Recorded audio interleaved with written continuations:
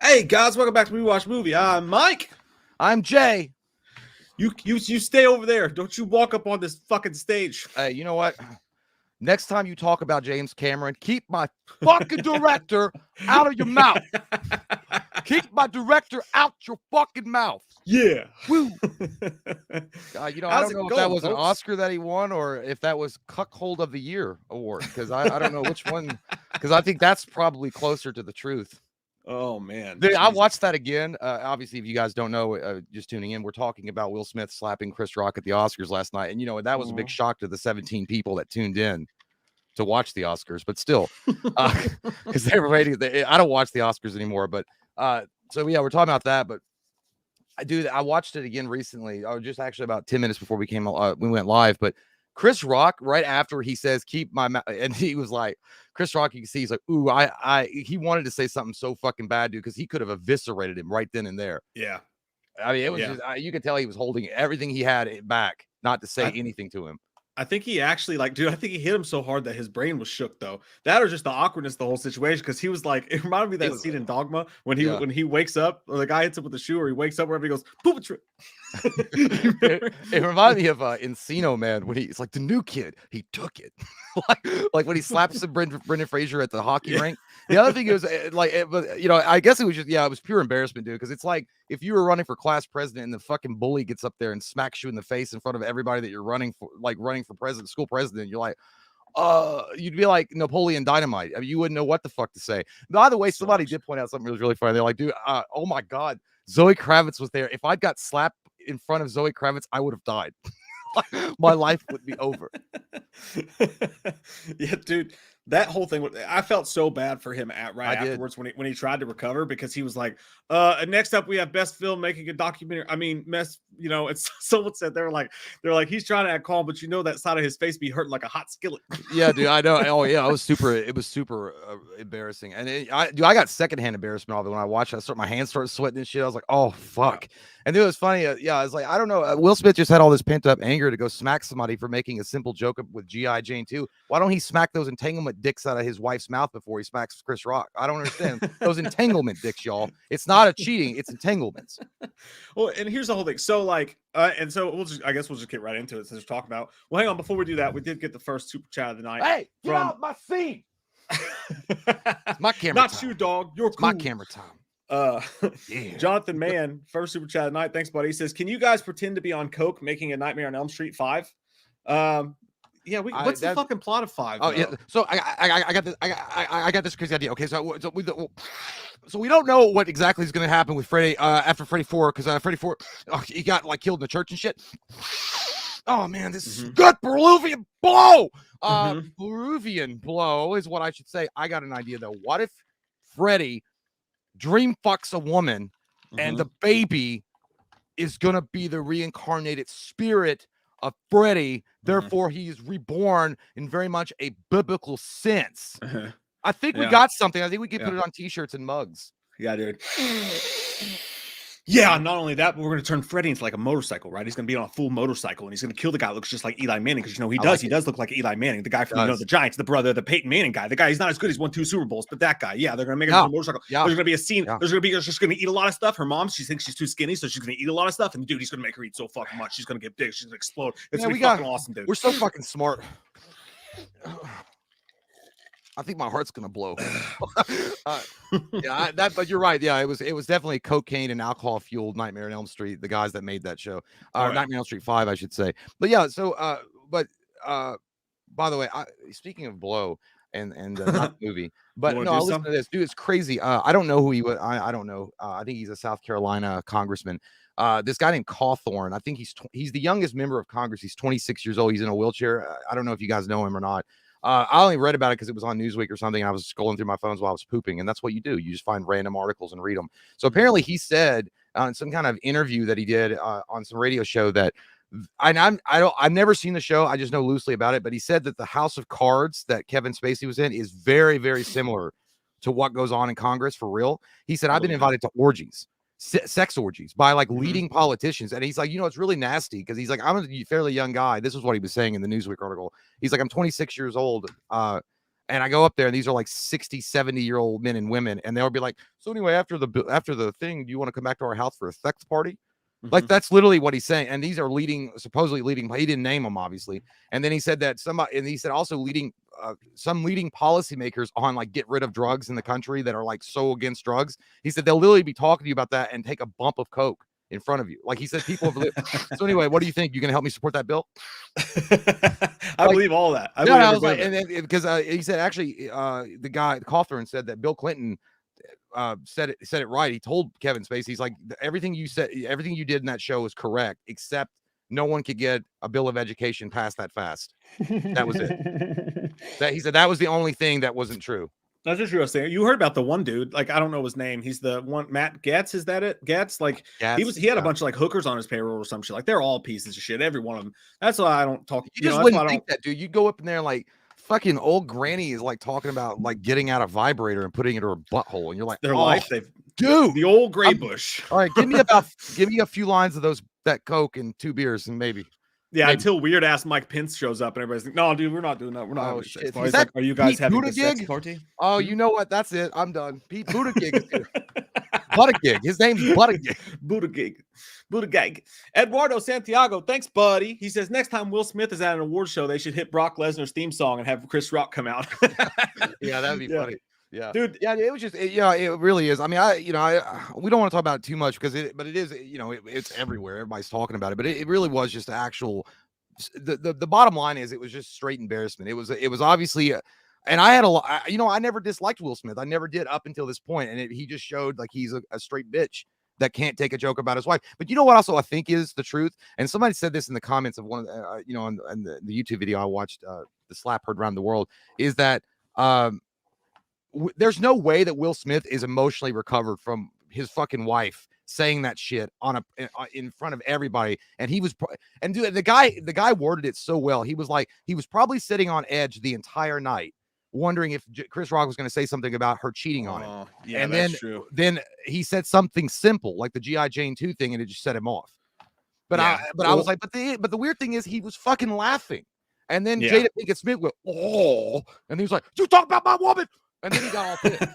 Dude, it was the exact scene from Scream 2. When he's like, and she's like, you know what I mean? Like that's exactly what happened. Like I think either he was laughing because it didn't like sink in yet, because you're on camera, you're already feeling nervous. Yeah. Words probably hit you a second later, and he was probably laughing, and then the joke sank in. But I think more likely is that he looked at her and he was like, "Oh fuck." She probably was like, "You better do something. You better do something." He's like, "Oh fuck, man." Someone put up that meme there. Like she looked at him, she's like, "You better do something, or I'm gonna cheat again." And then he's like, "All right." And then after he smacks him, she was like, "Please, did I do it? Please don't cheat on me again." Derek, thanks, bud. Gives her vagina like Willy Wonka's candy. I mean, it's not like even a challenge to get on that. But the point being is like, first off, Will Smith could have also got like, dude, there's so many more worse things that he could have said. I mean, Chris Rock is a professional comedian, dude. That's what he's been doing for like 20-something plus years or longer. Like, he's got a lot of respect in the comic world, and he could have literally roasted him up and down and left and right if he'd wanted to. And he didn't say anything really. I mean, April was telling me, David Spade even tweeted out, it was like, it was a G.I. Jane joke. That was it. That's what set you off. Yeah, like it was just so dumb, dude. I felt like Forrest Gump watching it. Is like, I may not be a smart man, but I know what a joke is. I know what a joke is. Derek said, corruption in politics, impossible. I know. Same fucking thing with the Oscars, too, by the way, because that I'm not saying a lot of people think that was staged. I do not think it was staged. No, it wasn't. Like, at all. Like, I know that if you freeze it, but Chris Rock in that situation, you got to imagine Will Smith's walking up to him, and he's trying to diffuse the situation without just, like, being a total bitch about it, Yeah. And he put his hands behind his back. I think he was making himself as non-imposing. Well, he had his face out. Yeah, he leaned forward and smiled as just to be like, "Hey, man, kind of chill." And then Will Smith took advantage of that. And this is my whole problem with the whole thing. Like, first off, it's fucking hilarious it's not hilarious that he got smacked, because I actually feel really bad for Chris Rock. You know what I mean? Like, that's so fucking embarrassing, and he did not deserve that.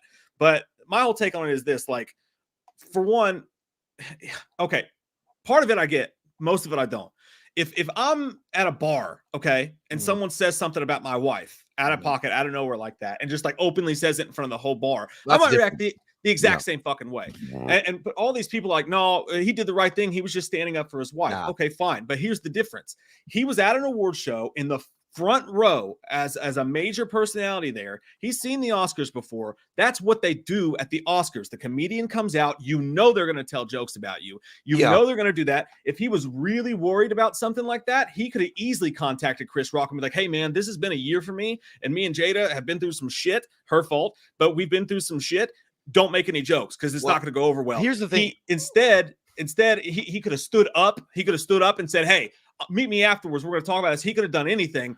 And the fact of the matter is he hit a smaller man. He went up to a guy on stage who was defenseless, who was half his size. And had he gone up to somebody his own size, that'd be maybe one thing. But this just made him a fucking bully. I don't do. I mean, the fact is, it's like going to a comedy club and thinking that you're not going to get. I mean, if you fuck that. I mean, you're going to a comedy club. You're literally going there. If you get roasted, you get roasted. By the way, words aren't going to be violent. You're going to be violent. That's the point. I mean, you elevated it to another level. If you're in a bar, like you were saying, and someone just randomly that you don't know walks up and says, hey, your wife's got a big fat jelly roll ass or some weird shit like that, or something, obviously that's not going to be okay. But if you're going to, it's no different than going to, like I said, a comedy club. You go there to watch a comedian. Specifically, this is a megastar comedian.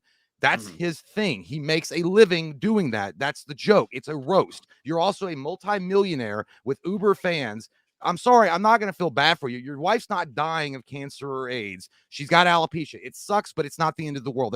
And you also got so much fucking money. Do we know that Chris Rock even knew that? No, I don't. Even if he was did, maybe making fun of her haircut. It's so the point being is like Chris Rock is normally, he says very like raunchy shit. And this was very tame for him. And you knew that. It's so backward, dude. Like, it's not like defending your woman. You look like a cuckold. You look like a cuck bitch. And actually someone said that he got the word trending on Twitter, cuck, Will Smith, and now it's being associated with Will Smith. I was like, dude, you didn't do anything valiant. You did something. You look like a weak man. You look like a weak man who's insecure and couldn't take a joke. That's what you look like. And the worst part of it all is in front of millions of people. Everybody felt bad for Chris Rock. It went the other way that you thought. I don't know. And then you're going to try to blame it on your bullshit movie.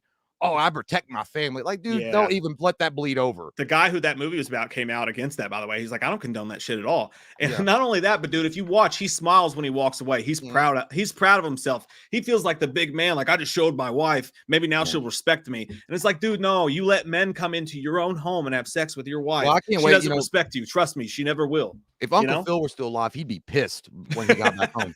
But because that's not how we act. But I don't know, man. It just really is so stupid. Like, I mean, good God, we've all had. You got to learn how to take a joke. Everybody's had jokes made about them or whatever, and I mean, you just roll with it. And it's not like he said anything. It's not like he made fun of his mom, like Will Smith's mom, if she had just died or something, and that would have been terrible. I get that, but I mean, but even then, even if they make a joke and it's in bad taste or it's something that nobody finds funny or a few people find funny, it still does not warrant anybody fucking going up on stage in front of millions of people and smacking you across the face because they didn't like what you said. Sorry, that's not the way it works.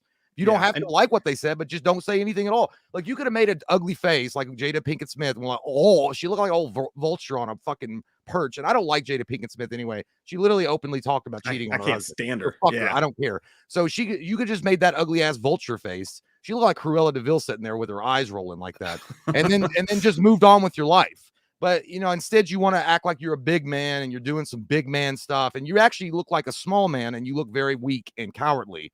You also sucker punched him, so now your name is Will Sucker Punch Cuck Smith is your name. And then his stupid ass son, who's never got ahead in his life on his own, has to fucking be like, that's how we do it. I mean, what did you do? I mean, have you ever had a job in your life that your mommy and daddy didn't help you get? Like, ever? You suck as a rapper, you suck as an actor. Just shut your mouth and have a Twizzler. Dude. I mean, and that's the whole thing about it is that, like, it's not even like he was all proud of himself. Like, I'm a man. That's what I do. That's how I handle my business. It's like, no, dude, you hit a smaller guy than you who didn't see it fucking coming. Yes, he walked on the stage, but Chris Rock thought it was a fucking get. He thought it was a joke. I don't think he saw that shit coming at all. No. I think he maybe prepared himself a little bit. Oh shit, what's going to happen? And how the fuck, by the way, how the fuck did nobody at the Oscars do anything? Like, how the fuck did nobody forget afterwards when he gets on stage and walks up? But I'm talking about the security team. I've seen Bodyguard. I know what kind of security they got there. It's so classless. It's like Jerry Springer. No one thought these guys would do that. Yeah, I can't believe somebody didn't do anything, and then they let him stay there, and they let him have his award speech, and he still didn't apologize to Chris Rock. I know he just released a statement after the fact, after he saw how the internet was reacting to it and all that, and it was just like publicist bullshit. That's all like trying to keep my image. Yeah, call him your fucking self is what you need to do. Don't apologize on Instagram. Call that man himself and be like, I fucking owe you something. Like, well, they said that they're supposed to work it out afterwards, but I did read this this newest article that came out. I don't know who posted it, but the people are going to remain anonymous. They said there was talk during another commercial break to remove Will Smith from the theater, but they said that the Best Actor award was coming up so rapidly and he was heavily favored to win it. They didn't want to cause more controversy by removing him from the theater after that. So they didn't want it. They just left it alone. And then somebody else that said they're going to face disciplinary action, which is bullshit. They said that Chris Rock ad-libbed that joke. They said they did rehearsal. They did all that stuff, and he had different stuff, and he just ad-libbed the joke. And then so they're going to go after one of the production managers because he wasn't like it was a comedian that ad-libbed a fucking joke. You tool bag. Like, I mean, it's not his fault. I mean, and it wasn't even that bad of a joke. Good God. Like, that's something I was like, dude, I swear, I was like, what just happened? If he knew that she had that and she struggled with that, then it was a shitty joke to make. That being said, even fucking then though, like I said, Will Smith would have stood up and be like, hey, meet me fucking after this. I'm going to fuck you up, or just something like that. Just something like, or if he just stood there and said that, keep my wife's damn name out your mouth, Chris Rock probably would have been like, Chris Rock would have done one, two things. He would say, okay, my bad. Kind of like he did after he smacked him. He was like, all right, I will. Or Chris Rock would have attacked him even more. And then if Will Stage got on stage, hey, you know what? I just think, look, comedians, like, that's their job. They make fun of they make light of a situation that's horrible. That's why people watch comedians. Okay, there's a lot. Like, you cannot start watching comedian and this is the problem with everything now. People just can't take a joke. Okay, you can't walk on eggshells because something's going to offend somebody else. It doesn't work like that. Comedians' jobs are literally to have a good time with subject material that people find uncomfortable. That's their fucking job. That's what they do. So, I mean, even if it was in bad taste, the point being is that there's been people that they made fun about their cancer or something like that, and they're dying, and they laugh about it. They're like, yeah, you know what? I'm trying to make light of my situation. It really does suck. But she's got alopecia, okay? And like I said, that's a shitty fucking condition to have. It's an autoimmune disease, but you're not going to die from it. You're not going to die from it. So, and by the way, she's also kept her fucking hair short for most of her goddamn career. So who the fuck would know? Yeah. But anyway, it's just stupid, man. I really I was like, I just really felt bad for Chris Rock. I really did. And like total respect gone for Will Smith. Everything he did, like, it really sucks because like that one moment has literally flushed away your image. You flushed it down the fucking commodes. Yep. And you ruined the night for everybody else. Do you know who won Best Picture? I don't fucking know. Me fucking either. I probably wouldn't have known anyway. I wouldn't have known anyway. But and here's the thing. The worst thing about both him and Jada, and I can't stand Jada. I've never been able to stand her. Everything, the way she speaks to people, toxic, the way she talks, even before the Will Smith, before she just admitted, she actually like brought that man. She slept with another dude, and their open relationship was just partly Will Smith's fault. He should have been out of that. Yeah. He's basically Ben Affleck from fucking Deepwater in that situation. I hate that movie.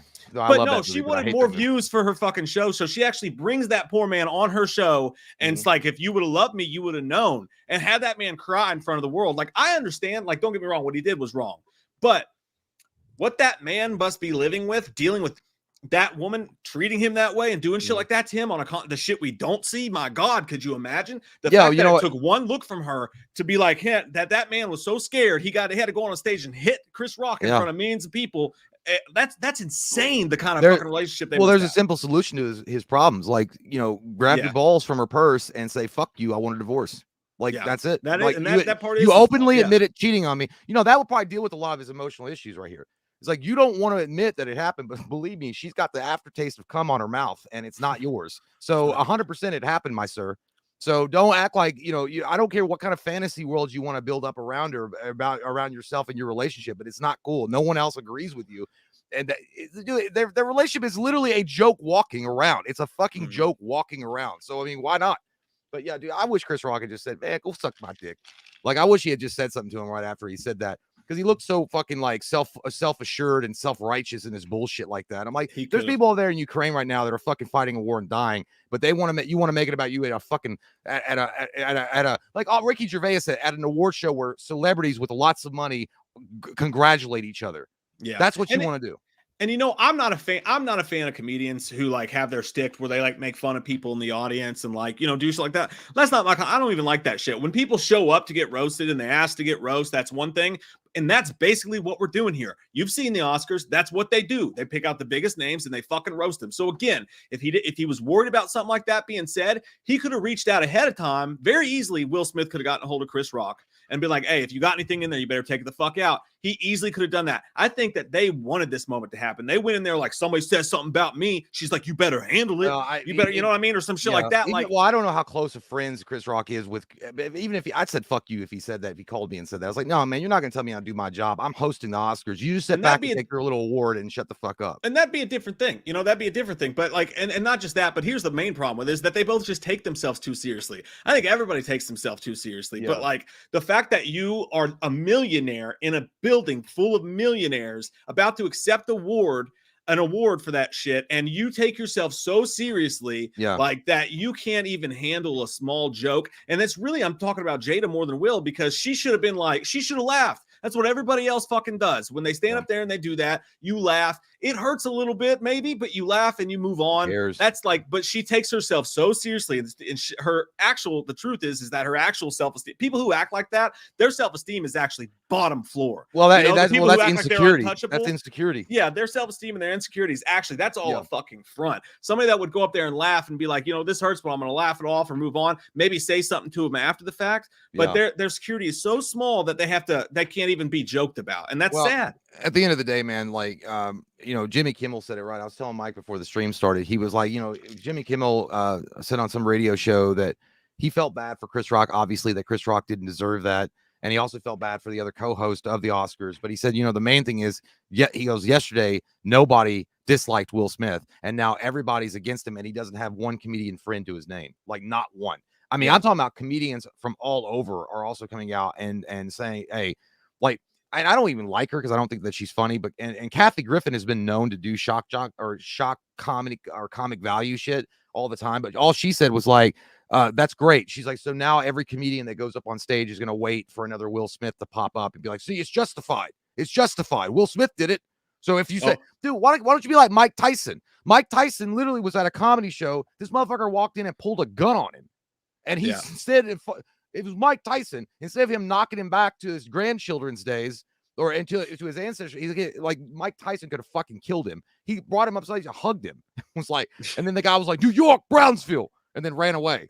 Like, it was just some crazy nutball off the street that wanted to fight Mike Tyson to increase his street cred. And that's what he wanted to fight him for. And he's like, no, that's all. And he pulled out, he pulled a gun out. And Mike Tyson didn't. I wish Mike Tyson made that joke. And then Will Smith come up. Or the Rock, because Mike Tyson, like, you think you're Muhammad Ali, I'll knock the fuck out of you. You think you're Muhammad Ali, I'll knock the fuck out of you. I don't play, I'll smack you, bitch. Yeah, but it's insane, dude. And what I was thinking to myself was like, I wonder what like the quota of people smacking each other, like, because again, the open hand slap was like an ultimate sign of disrespect, right? Like he didn't even think he was going to fight him, so he just smacked him to embarrass him. This comedian said on Twitter, he was like, you know, if this was back in the 1700s, then there would be a showdown duel between Chris Rock and Will Smith at noon tomorrow. Because it was a slap. I challenge you to a duel. So. Well, Chris Rock thought about swinging back too. He had his fist balled up, like he considered it, and he was just more professional than he was. And like, dude, and also, I don't know if Chris Rock has kids or not. I don't know if he does or not. Idea. But like, you know, that man's family's at home. They're watching this or whatever. You know what I mean? Like, he didn't sign up for fucking that. You all signed up to sit there and get made fun of because that's how this works. You should have stayed the fuck home if you didn't want that. But he didn't sign up to have people. He was doing his goddamn job. That's what he was getting paid for. Yeah. Yeah. So like, and it's just like, oh, I'm above everybody else here. Like even these millionaires and actors and fancy people, I'm above all of them, and we're above this because we're chill. It was the epitome of narcissism and self-righteousness. Like that literally. And then he said something about Denzel saying so. Denzel didn't congratulate him what he did. He just said at your highest moment, meaning winning the Oscar. He's like, that's when the devil comes. It sounds like such a Denzel thing. That's probably what he said. I don't know. But I was like, he wasn't saying, "Oh, what you did for your family was great. That's the highest moment, the highest." You know what'd be funnier, dude, is if he did the Training Day joke and he walked up to Will right afterwards and he whispered his ear. He's like, "Your wife looked good. I bet you fucking face to face," like he did in Training Day. He's like, "Hey man, don't talk about my wife." Yeah, but at the end of the day, man, I really do. I hope. I hope there is some repercussions, and I definitely think there should be. I mean, the fact is that he assaulted him. I mean, that's not even like, I mean, it's literally on camera. It's not like you did it behind closed doors. You literally did it on camera. But Chris Rock said he's not going to press charges, which is another big thing of him. But I hope that there's got to be consequences, because otherwise the Academy and the Oscars they don't want to set a precedent. So now they're going to have actual security to prevent celebrities who get butthurt because their bruised ego can't take it. Yeah. And that try to rush the stage to assault a comedian. Like, I can only imagine, like, again, Ricky Gervais roasted everybody at the Golden Globes and didn't get that. I mean, he talked about Mel Gibson's being fucking drunk and shit and coming out of AA, and like how, and Mel Gibson could actually probably fucking hammer somebody if he wanted to. I mean, we've seen his drunken rages. Everybody's fucking Mel Gibson he didn't even do anything. So. He didn't do anything. He was sitting there. By the way, he looked like he was smelling his fingers after he fingered somebody. If you look at the reaction of Mel Gibson, and he was just like this. Well, yeah, and he's trending, and everybody's like, Mel Gibson got away with. Well, I think he tried to give it back. I think he came up on stage and he tried to throw a few barbs at Ricky Gervais, which is fine. I mean, it's a back and forth. It's not meant to be serious. Like, goddamn, don't take yourself so seriously. It's okay. It's fine. Yeah. Everything's gonna be all right. It's good. What Chris Rock should have been like, just to make him mad, he's like, honey, it's gonna be okay, baby doll. Okay, why don't you go watch your wife go fuck somebody? Okay, you're in that voyeur shit. Like, and you know he wanted to say something to you. He really, because he just had this look, and he went, ooh, I was like, oh, dude, you should fucking do it. He fucking could have too. It was smarter than not to ass back to Fresh Prince. And I think we all learned something from this, a lot from this actually, is that number one, when you go and you whoop someone's ass and they're smaller than you, trying to be a badass, that's the opposite of what you look like. You lose in that to everybody's eyes. Like you look weak, and like you say, you look like a coward. And number two, I think Chris Rock just became more revered in everybody's eyes than he's ever been, because the way he handled himself and the way he did move on for that. I wish he would have attacked him back, like at least verbally too. I wish Jackie Chan had been there. I wish Jackie Chan had been trying to say something about G.I. Jane. It goes, oh, I love G.I. Jane too. And then he tried to smack him, and then he'd be like, I wish he would have blocked it. That would have been the funniest thing ever if he blocked it, and then Will went with another one and he blocked that one too. And then by then the security is going to come out, right? So then Will Smith looks even stupider for doing that. What happened? I don't believe his apology. It took him 24 plus hours to do it. It's a publicist now. The thing about it is, he apologized to everybody but Chris Rock when the initial statement and they gave him a fucking standing ovation for it. Yeah, that was dumb. I mean, that was like, everybody was like, well, we don't know what to do, and I guess we'll just say yes. We're Hollywood elite. We need to stick together. And these are the people who we listen to go up there and rant and rave to us about what we should do about the whales in South Africa. They go live in their bubble house. What's important in the world? These people stood up and applauded a man after they watched him assault another man. Well, I don't listen to him anyway. Ever since Madonna said that, when she was taking a milk bath and posted on Instagram about how good that was for the skin, and then she posts like Instagram pictures of herself looking like a 16-year-old with filters. So they're all crazy as shit. I don't listen. They're not gods. They're idiot. They're not idiots. Some of them are pretty decent people, but they're people that make a lot of money. That their job is to entertain us. I don't put any stock in what they fucking say at all. But the fact is, Will Smith looked like a weak little coward dude that $100 somebody and doing. The guy made a joke. Like, I don't understand. I don't get it. I don't get it. Like, in this country, why people can't just make fucking jokes and go on with your life, especially if it's a comedian. It's a comedian doing a joke. And it was Chris Rock. It wasn't like some nobody that was doing an open mic night or something that never had done comedy before. But even if you had, words are words. They're fucking words. They really won't they can hurt your feelings, but they won't, like, your family's not in danger. You got to go protect them from the wolves. When you act like that, you've committed a crime. You've actually taken it to another level, and you look like a bitch at the end of the day. And again, it's that simple, dude. And I mean, I bet what happened with Will Smith, his crack had to be fucking sweating all day today. Like, he was probably just sitting there, because it's like, he might have been like, I'm not saying he was, but maybe he was buzzed or something, and then he got drunk, and then he was like, yeah, I did what I did because I gotta protect my family, my life. And then later, when he got sober the next day, he was like, oh shit. Like, he was like, oh fuck, dude, what did I do? And then he was looking at Jada Pinkett Smith, like that fucking bald eagle sitting over there looking at him. He was like, for you, oh god, I gotta call somebody. people want to talk about like toxic masculinity and all this shit, right? But what happens when a man like that is so controlled and worried about his wife's opinion of him that she looks at him and he has to go fight somebody in front of millions of people? Like, what about that kind of weird mind control where she makes him feel like it's okay for men to come in and have sex with her, and then to make him come on her TV show to talk about it? That's abuse in itself. Like, someone should look at that shit too, by the way, not just being like, I'm so glad my queen got defended. Like, what the fuck are you smoking? I think that, I think at the end of the day, like she's she's more close to Chris Rock's size than fucking Will Smith. Behind every crazy man, there's a Jada Pinkett Smith somewhere. That's just the that's what it is. But yeah, dude, yeah. So it's, I mean, well, you know what? The one thing the Oscars gotta give it up for is like that's probably been their highest rated ever, like viewership in a long time. Because I mean, people stopped watching that shit forever ago. Yeah, like the Oscars have literally had the worst viewerships ever. No, they don't love it because what it does is it makes them look like shit. It makes them look like Jerry Springer. They're probably thinking some creative asshole, like we were just doing that. Everybody's on cocaine when they made Nightmare on Elm Street 5. There's some crazy creative asshole that's going, maybe we should start adding violence in.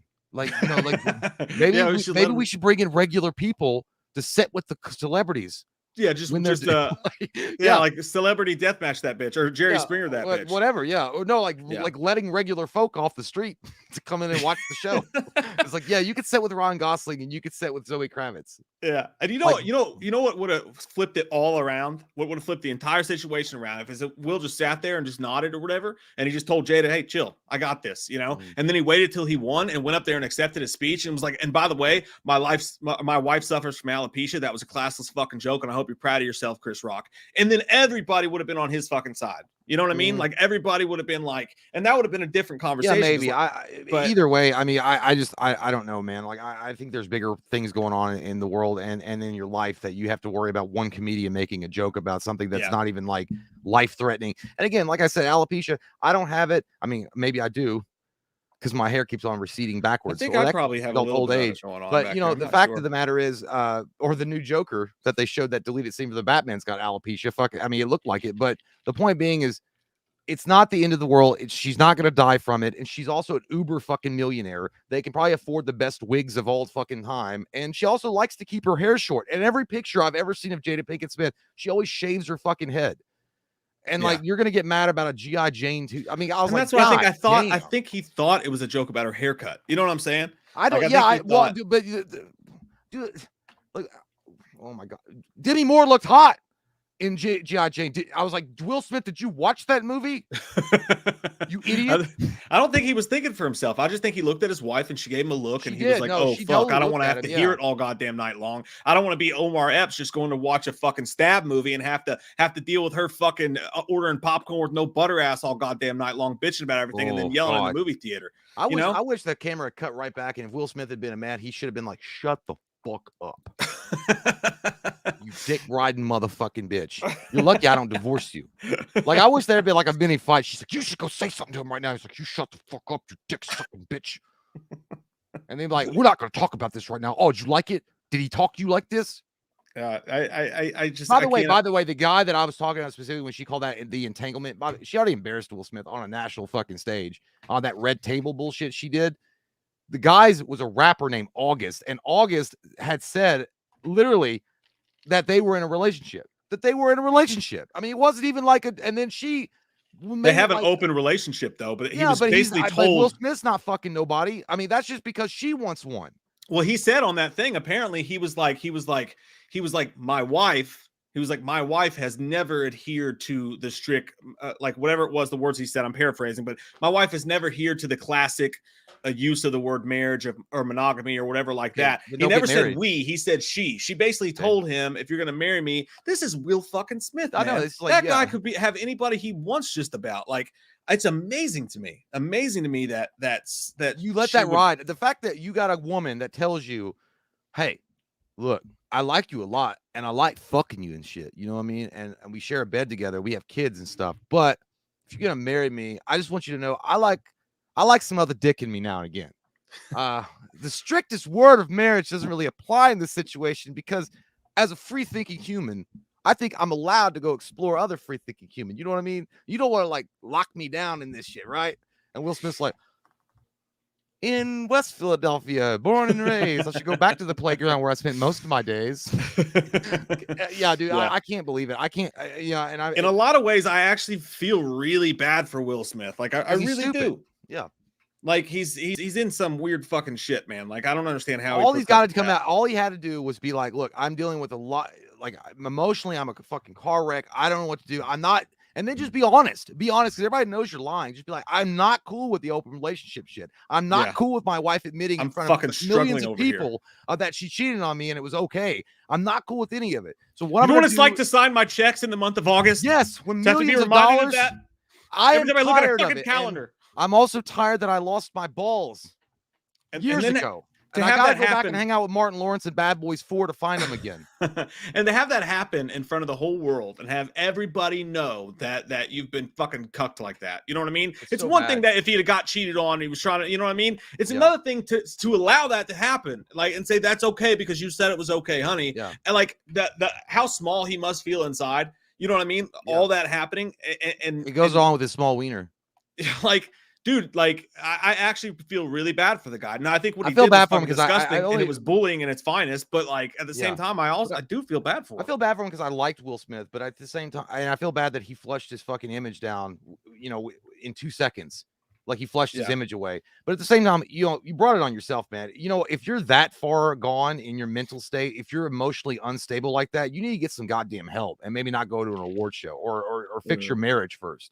Like fix your marriage first and work on you, then go out and have some fun. Like I think that should be the rule of thumb for anybody. If you're dealing with shit so bad at home and there's like emotional turmoil and you're dealing with a lot, fix your shit first, clean up your own backyard, then participate in the activities of the rest of the world, because you're not going to be able to go far in this life if you're worried about what if somebody says so. Like he was always like this like electrical current, I'm sure. And like I go back to that comment. That guy was right on point. He was like literally the entire night. I could only imagine that Will Smith was on edge the entire night because he thought that Chris Rock, who is known for making jokes all the time about shit, was going to say something about the cheating stuff, and he didn't. But he made one joke, and that was enough to light the fuse. Just like that. And then fucking somewhere AC/DC was playing TNT. If you watch it, you probably see him like thinking, oh, it's not about that. Okay. And then planning, she probably told him if anybody says anything about what happened, I want you to go up there and I want you to handle it like a man or some bullshit like that.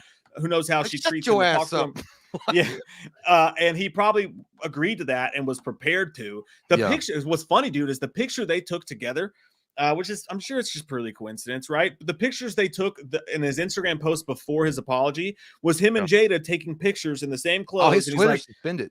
And they were like fixing to go create some chaos at the Oscars or something like that. Like you have to wonder if they made that plan. Okay, if somebody says something, you're going to do this. And then he thought, okay, it's not about that. It's cool. So I'm laughing. But then he looked at her and she was like, I can't take a joke. I take myself way too seriously. You know what? I want to go assault this man half your size, please. I was married to a cunt bag just like that. So that's why I don't like her at all. That same bullshit face that I could be having a good time at a party and then all of a sudden, why is no one eating my macaroni and cheese, Jay?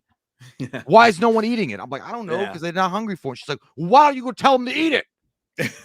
Like, I swear to God, like I was married to something like that. Like that's the same kind of fucking look and the same kind of you feel compelled. I almost, when he was walking away, I mean, you say he was smiling, so I felt like he looked like he was gonna fucking cry because he was did like, want to shut down. But I get that. That's that. He was like, because it was like that anger, but it was also probably embarrassment. He was like, I shouldn't have done that. Like there was probably like multi-second, like, you know, oh shit, that was bad. I shouldn't have. I had to do it. I didn't know what to do. I knew exactly what he was feeling when he sat back down, though. Like when he walked away, I think he smiled because I think he was trying to act cool and feel like a fucking badass. Which is totally his Denzel fault. Was looking at him, and why would you? And I think he thought he was going to get praised for it and all this shit like that. But when he sat down and he was like, keep my wife's name out your fucking mouth. He said, and he was like, he was shaky and like he had tears in his eyes and his legs were literally shaking. I felt where he was coming from because like when I lose my fucking temper, like enough to fucking hit somebody or fight somebody, I get the exact same way. Well, I almost can't control my fucking arms though. Like they start shaking like that, and like my eyes well up with tears. When you get mad and shit, you can't control it. He was just going through a turmoil of emotions at that point. But again, I mean, I think the simple thing is he should have fixed himself. Chris Rock did not deserve that at all. Chris Rock comes out looking like the bigger man, the better man. He handled himself professionally. He made the show go on. And he tried to take an awkward situation and make light of it. And that's what a true professional fucking does. And for that, that motherfucker should win an Oscar, and he didn't even do nothing. Yeah, like Chris Rock should win an Oscar for keeping up appearances. And again, they need to change that Oscar that he won to fucking Cuckold of the Year, because that's what Will Smith has got. Cuckold of the Year. They said so Chris Rock is getting ready to go on a world comedy tour, and they said that the site that sells his tickets for him says we just sold more tickets for Chris Rock's world tour tonight than we have in months. So like in months combined. So he's gonna, dude, Chris Rock, good for him, because he deserves it after going through that, because that's gotta fuck, dude. Could you imagine being smacked in the fucking face? No, I think Chris Rock loves it, dude. He's got so much subject material now to play with. He does so now. It's gonna be better for him in the long run, but in that moment, dude, god damn, that's not fucking, man. That had to be the worst. You know what? Dude, I meant he had to tell be shitting his pants. Does he not look? If you guys watch the commercial, and I hope somebody does this, put an edit over it. And put the music Mentos commercial. That do do do do do. It doesn't matter what comes, when he's like standing there after he gets slapped. Just do the whole Mentos commercial, and then where he's smiling, and then hold up the Mentos thing. I put the music to Men in Black over the slap, because it's like, here comes the Men in Black, and that slap noise comes up right there. It was really embarrassing. And again, I thought I saw it trending. I saw it trending yesterday, and I didn't think much of it. I was just like, it had to be some kind of stunt or some kind of act or whatever. And I was like, I really didn't care. And I finally clicked on it and watched. I saw it on YouTube, and I was like, holy shit, this is fucking real. And I was like, but then I watched it the first time thinking it was kind of fake. And then as I was watching it, my hands were getting sweaty, knees weak, arms, mom's spaghetti. And I was like, oh my God, this is real. And then I watched it again. I was like, oh, it's even worse. And then I had to wake up April. I'm like, hey, look at this. I watched it like 6 times, dude. And I was like, look at this. You experienced it with me. It was too much. I couldn't take it on my own. Me and my daughter watched it. I wish somebody had run up to Chris Rock on stage after that and been like, hey, man, it's all good. Don't worry about it. Samuel L. Jackson, Ving Rhames had come up there and said, fuck y'all.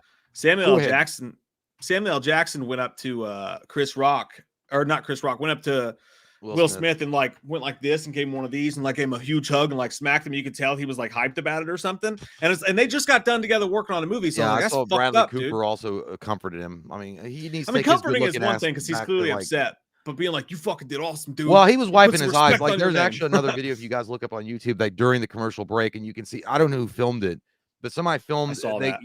Bradley Cooper is like comforting him, and then you can see Will Smith wiping his eyes with a tissue. So he was already like upset about it. But I mean, I was like, dude, I'd be like, if I were his friend, if I were actually Will Smith's friend, I'd be like, dude, what the fuck are you doing? Yeah, like go outside, like smoke a cigarette, like take a bump of coke. I don't know what's going on with you right now. Go outside and have a Coke and a smile. Somebody said that ain't Will Smith. That's Mike Lowry. That's Mike Lowry that did that. Here's a crack pipe. Go smoke it. It's gonna make you calm down. But I don't. Yeah, but anyway. But we talk about it enough. That's 42 minutes of material on Chris Rock and Will Smith. But yeah, but again, I wanted we wanted to talk about it and kind of air it out because I knew that people were going to ask about it. But shit's crazy, man. Go through some of your all super chats and thoughts about it. Merduccio80 says, I'm waiting for when Jay slaps Mike. Apparently, you haven't watched the YouTube videos, Merduccio. Yeah, I do it as Dr. Loomis. I use it as a disguise. Smack each other a lot.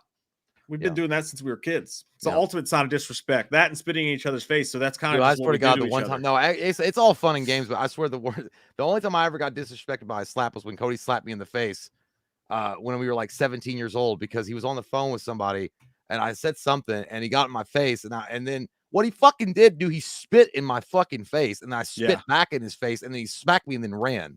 Like he looked like Will Smith, but he ran and he went to mom's room. He's like, Mom, because I was going to whip his ass, and I started punching him in the belly, and then I felt bad, and then I was like, I let him go, and then I went and got Taco Bell and shit. But that was the only time I ever got disrespected.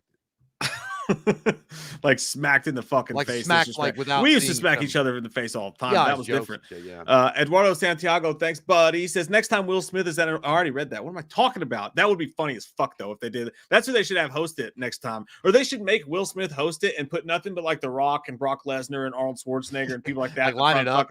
Like, hey man, you go do comedy. Hey, but Will Smith doesn't have to curse in his raps to sell records. But I do, so fuck him and fuck you too. Dude, I wish it had been anybody that could act like a big dude because the results would have been so different. Oh, he wouldn't have done that shit. No, even if he had done that, he'd get knocked the fuck out. I wish to God, and I know Chris Rock does too, man. I know he does. I know what he's feeling right now because I got picked on in middle school. I know exactly what he's feeling right now. He's at home thinking, God damn it, if I'd have just blocked that shit. If I'd have just blocked that shit and smacked him in the mouth. You know what I mean? Like that would have been such a different. He looked like there's somebody's like, oh, it's all planned. It's like, there's no way that Chris Rock wanted to get slapped by fucking Will Smith. No. Will Smith slapped you. Mm-hmm. That's the worst. That's rough, not dude. even like, I mean, if it had been Mike Tyson like knocking you out, then I mean, maybe it's an honor. Maybe it's an honor. But this entire family seems to have this fucked up dynamic of we're better than everybody else in the world. That's why his son's just fucking gold chains around my neck like pythons. Icons love icons. Like, what the fuck are you even talking about? I saw somebody say you're in the Karate Kid. The shitty one. Yeah, he's the shitty one. He's not even Karate Kid. That's a disrespect. He's a shitty bonsai tree in the background somewhere. Kardashians have done more than that kid has. Yeah, I know. Courtney Love has sucked more dick and good dick better than Jaden Smith. But anyway, I think that well, there's a comedian that said that he retweeted another comedian, which again, this is a hot take. They were like, oh, good. That was so good. Can someone do that to Ricky Gervais next year? And the guy was like, congratulations, you played yourself. You literally you're a touring comedian. You literally had open season on yourself now. You've literally invited open season on yourself. How can you be that stupid? Yeah, it's like, so you're saying it's okay if you're a touring comedian that when you say something that someone doesn't like, they can get up and beat the shit out of you. Well, and the whole point, like, I hate that kind of comedy. Like, roasts are one thing because they sign up for it. It's a good natured thing, but I've never liked comedians who go out and pick people to make fun of. You know what I mean? Will like, Smith's also a public figure, so is his wife. No. That's not what I'm saying. Like, again, they went to the Oscars. They sat in the front row. They know that that's what they're there for. They know that's going to happen. So that's different. That's different than some comedian in a bar just picking some guy who's trying to take a date out and making fun of his Hawaiian shirt and making him go home and feel like shit about himself. If he was like, I don't like that comedy either. Like, they're like roast comedians like Jeff Ross or something. But if you go to those kind of shows, you already know what you're going to get. That's true. You know that. And I'm just saying, like, that kind of comedy has just never done it for me. I don't enjoy people who make other people feel bad. But no, I'm trying to get to a point. Like, if someone's doing that, you know what I mean? Like, that might be what they do. But if you're setting up this thing now where you literally can't make those kind of jokes. Like, now I think there's going to be a lot of people in audiences who feel offended about anything. Like, if someone's making a joke about fucking, I don't know, women who shop at Target too much, and this fucking douchebag's drunk on whiskey, he's like, well, fuck, man, my wife shops at Target. I'm not no bitch. I'm Will Smith. And he's going to go up there and fucking try to attack the guy because that's how stupid people fucking are. I think at a point in this country, people forgot what makes comedy. And instead of worrying about other things, instead of words, they focus too much on, a comedy show has got to be based around my sensibilities. I don't give a fuck about your sensibilities, and I don't give a fuck what offends you. I don't give a shit. Fuck you and your sensibilities, and fuck what offends you. It's called you can say whatever the fuck you want to say. Yes, there's consequences for a lot of it, but the idea is that if you make a joke and it doesn't land, it doesn't land. But that does not give the right to anybody to come up and punch you in the fucking mouth because they didn't like it, unless you're at a bar or something like that. But the fact is, it's a joke. It's a fucking joke. Yeah, if you're in a comedy setting, but you just choose not to buy their tickets or whatever. If you know the person, you make it. Like Mike and I make jokes about each other all the time. That's a joke. I've never gotten mad and been like, I'm gonna go punch you. People's and I think that's the takeaway from all this is that everybody just takes themselves so fucking seriously. You know what I mean? Like you take yourself too fucking seriously. Yeah. Like, I think it's a bunch of fucking bullshit. Like the jokes are joking about somebody who can't take themselves serious is one thing. Going up and smacking a man who's half your fucking size, who's trying to laugh with you in front of a bunch of people to make your small self seem big is just a bunch of bullshit. Yep. Ashley Smith says, I'm at work until 10, can't watch, but love you guys. Love you too, Ashley. Hope you have a great fucking shift out there doing whatever it is you do, Ashley. Doing God's Smith. Work. Doing God's work are out there where you are. She's probably doing something like horrifyingly awful to people. I hope her job is to like, kick people out of their house. Because then I'll take offense to it. DJ Dream Entertainment. Thanks, dude. He says 2016 Chris Rock joked at the Oscars that Jada wasn't invited to the Oscars anyway when she tried to boycott it. I would sue Smith. He tried to hide behind God and love in his speech after he won. And there's a little bit of stuff behind it there. But again, he could have reached out to Chris Rock, right? And been like, hey, not fucking tonight. Not tonight. And that would have been a dick move in itself. 2016 boycotted it because the categories were all white people and they wanted to make a statement about it. And then then he made a joke and said, and it was Jada Pinkett Smith joke on TV. That's like me boycotting Rihanna's panties. I wasn't invited. Like, it was a great fucking joke. Yeah, right? it's a great like, joke, and I'm like, yeah, and I can't tell like Chris Rock, obviously, but I mean that, like, yeah. So like they've always been like this moronic idiots, like with like their ideas of the way the world works, Jada and Will. And I don't even think it's Will Smith. I think it's all Jada Pinkett Smith. Like everything that goes on behind the scenes, all this bullshit, all this controversy that she says or does, like in the 2016, was all her. And Will Smith's got to back up his fucking cheating wife. Because he apparently she puts out like nobody's out. She puts out like a god, apparently, in Egypt, like the old Egyptian god. She puts out.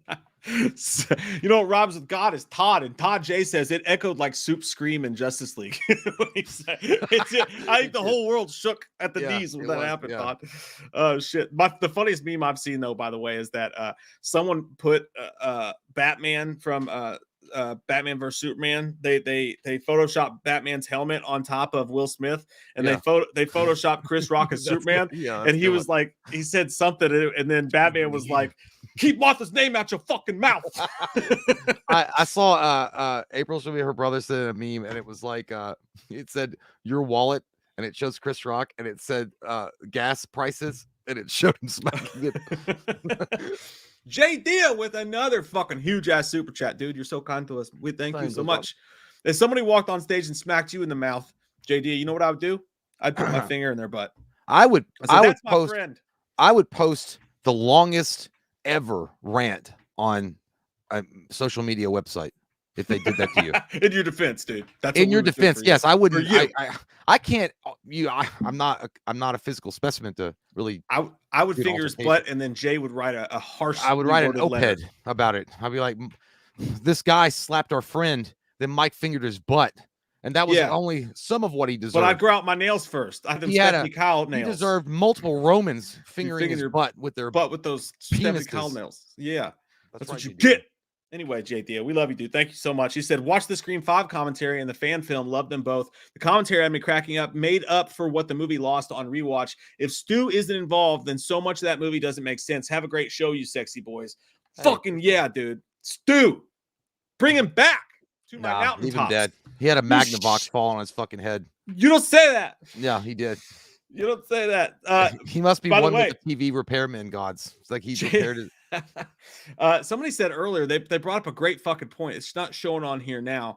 But that's what it was in the original Scream. By the way, Stu says, she's like, it takes a man to do that, like that whole thing. Remember, he says, well, you rip him from groin to sternum. When she's like, how do you kill a guy like that? He says you rip him from groin to sternum, and that's exactly how Dewey was killed in Scream 5. Pretty fucking. That's Dewey died. Shut the fuck up! No, I did watch Don't tell everybody. And by the way, I saw some comments like, Jay, I already gave my review. It wasn't as bad as I thought. It was a decent flick. No, I posted it as its own video like yesterday. I cut it up and put it up there because I saw like 3 people like, "Where's Jay's review of Scream?" I'm like, I did it. This is an Apple recipe video. This is an apple pie recipe. That's how it happens. Stop asking. So I posted it. But I like a bunch of people on there in that video. By the way, I was like, yeah, dude, my ranking of the Scream series is exactly the same as yours. It really was. It was the same. And there was a bunch of people like, I like Jay's rating way more better than mine. So I'm like, we have the same fucking rating. I said it was better, asshole. Keep my ranking out your fucking mouth. Michael Parton. We have to make a Loomis Myers video about that, by the way. Michael, it'd be funny because Michael doesn't fucking talk. Michael would have to hold up a card. That would be funny. Michael wouldn't say anything. And Michael doesn't. He would just have to have a card. Like he was like Dr. Loomis like hates or does something, and then I don't know. I can hear him. Nobody else can hear him. I can. I know what he said. It could be like Dr. Loomis likes Dr. Chalice. Like, keep Dr. Chalice out your mouth. Michael Parton, thanks, buddy. He says, I'm Team Pete, obviously, but I just don't love him as a politician, but I have fantasies about him and his husband, Chasten. Oh, that was the Pete Buttigieg that we were talking about. Hey, Michael Parton wants to fuck Peter Buttigieg and his husband, and we got no problem with that, Michael. We all have to you, all 3 of you. And that's all good for you, man. I hope that makes your wiener stay hard for months. That's what you call a Buttigieg sandwich. That's what I call a shared moment. Is what that's called. Jason Dyer, thanks, buddy. Have not seen a butt kicking like that since Busta Rhymes whooped up on Michael Myers. It was a one-sided affair indeed. Yeah, that was pretty bad. Yeah, I agree. The smack. Courtney Reed, thanks, buddy. He says Will Smith should have been hit with a steel chair. Joke or not, you don't slap another man. Yeah, that's the ultimate sign of disrespect. That really is. I mean, 100%. I wish, dude, I had this fantasy that somebody came out of right stage and just tackled his ass, like it was Goldberg, like it just speared him. How fucking funny would it be, by the way, if Chris Rock came out for the next segment and he's just holding his microphone and then he just walks up to the end of the stage and in the middle he just goes, BAM! He throws the microphone and just hits Will Smith right in the fucking face. He's like, "Fuck you, I'm out." I was gonna say, what would be the greatest thing of all time? As he was walking away, he actually just like stared at him for a minute, like he couldn't believe it happened, and then actually take the mic and throw it at his fucking back of his head. Oh yeah, what would he do when he was walking away like a badass? Yeah. Or what if he just ran up to him and like stuck it in his butt? What if he was like, what if he walked in, he's like, oh. Mel Gibson is in the audience. He's like, "How dare you do that to Butters? That's my friend." That's true. Yeah. Butters. You only do that to Jews. What? According to Mel Gibson. I didn't mean Jesus Christ. Sorry, I was drunk again. It was. Yeah, I didn't know what happened. Santiago, thanks, buddy. He says, "I want to know what Martin Lawrence has to say. Would Will have slapped him? Would have Will slapped him? Yeah." Probably he still would have. Yeah, maybe. You know what's really interesting about that is I don't know if you guys have ever done this before, but I went on Reddit and I was looking up celebrities that are like as cool as they seem in movies, if they are like that in real life, or it's like worse a celebrity experience or whatever. This person said that their dad let them, for Bad Boys 2, I think they let them use part of their property to film some stuff on or whatever. And the only thing he got some money for it, but he also asked if he could bring his kids to meet the production crew and kind of see behind the scenes and maybe meet Will Smith and Martin Lawrence because they were fans, and so they were like, yeah, sure, that's cool. So they went up and they tried to talk to Will Smith, and he said that he was a total fucking douchebag. Like he walked right past them, and they said that the guy that was giving them the tour was one of the production managers and was like, "Hey, this is so and so who let us use their," and he was like, and he just walked past them. And he said, but apparently Martin Lawrence saw that from across the way and ran over to him and was like, "Oh," and he was like really sweet and nice and was like taking him around and like, "Hey, we really appreciate you guys," and was giving him autographs and pictures and shit because he saw what Will Smith did. Like that's total fucking disrespect. Yeah, well, what they say, man. You never know what somebody's going through. Maybe that's the day that he found out his wife was fucking a guy named August. It was, yeah. I mean, could be. I like the month of October better. Eric Olson, thank you. Ryan Elias Baker, thank you. Ryan Elias Baker says, "You guys are my new favorite channel. Love your dynamic. Keep up the beautiful work." Thank you, Ryan. We've worked on that a lot. We've met back in a Led Zeppelin concert back in 1971. A lot of butt sex between. A lot of butt sex and a lot of drugs. It takes the time. That kind of chemistry. You got to get to know each other. You can't just create this kind of relationship on like a show like Hot Ones. Nope. You got to find each other in the bed. Yeah, in the darkness of your lives. With Will. DJ Graham says, "Hey, hell, everybody in Hollywood, including Pete Davidson himself, makes fun of his own dad for dying in 9/11. That's actually a little fucked up. But people do. I don't like Pete Davidson, so I'm not a fan of him. Like I don't hate him. I just don't understand. But like at the same time, like I feel like Will Smith used to do comedy. Like he used to do comedy. Like I'm pretty sure he used to do like actual like onstage comedy. Like you would think growing up, most comedians have the best ability to make fun of themselves. A lot of people deal with their own pain through humor. That's what I do. I mean, I'm not a comedian, but I mean, Mom died back in July, and that's how I deal with it. That's how, or at least that's how I deal with most of it. So, I mean, even my brother does the same thing. I mean, I don't really want to blast him on it or anything like that, but he was like, he got sex a day after Mom died, and then he was like, it was good sexual for him, and he was like, you know what, I wish more people in our family died so I could get that. It's just, hey guys, you know what it is, it's a joke, and it was our mom, but it was a funny way of alleviating the I remember when he said that. Yeah, it was funny as shit. Or at least when you told me he said that. Yeah, he's like, I wish more people in our family died so I could get that kind of sex. Like, well, I hope I'm not on that fucking list, but okay. That's what you do, though. Todd J says, breaking Jesse Smollett, sorry, Jesse, whatever the fuck, liar pants, liar whore. Jesse Smollett just said he was also slapped by Will Smith. I bet he did. That son of a bitch. That movie channel Justin says, thank you, by the way, buddy. He says, hey, Mike and Jay, love your beautiful faces. Huge inspiration for me. Thank you guys for everything that you guys do. Thank you, dude. Hey, thank you, man. What a nice, sweet comment. Now you don't get your face smacked. Yeah, now I ain't going to smack you when you win. As long as you said something I agree with, and it was a compliment. Yeah, thank you. Thanks, man. Riker H, thank you, buddy. Says Jada Pinkett mind controlled Will and made him go on stage and slap him. Get Out isn't just a movie.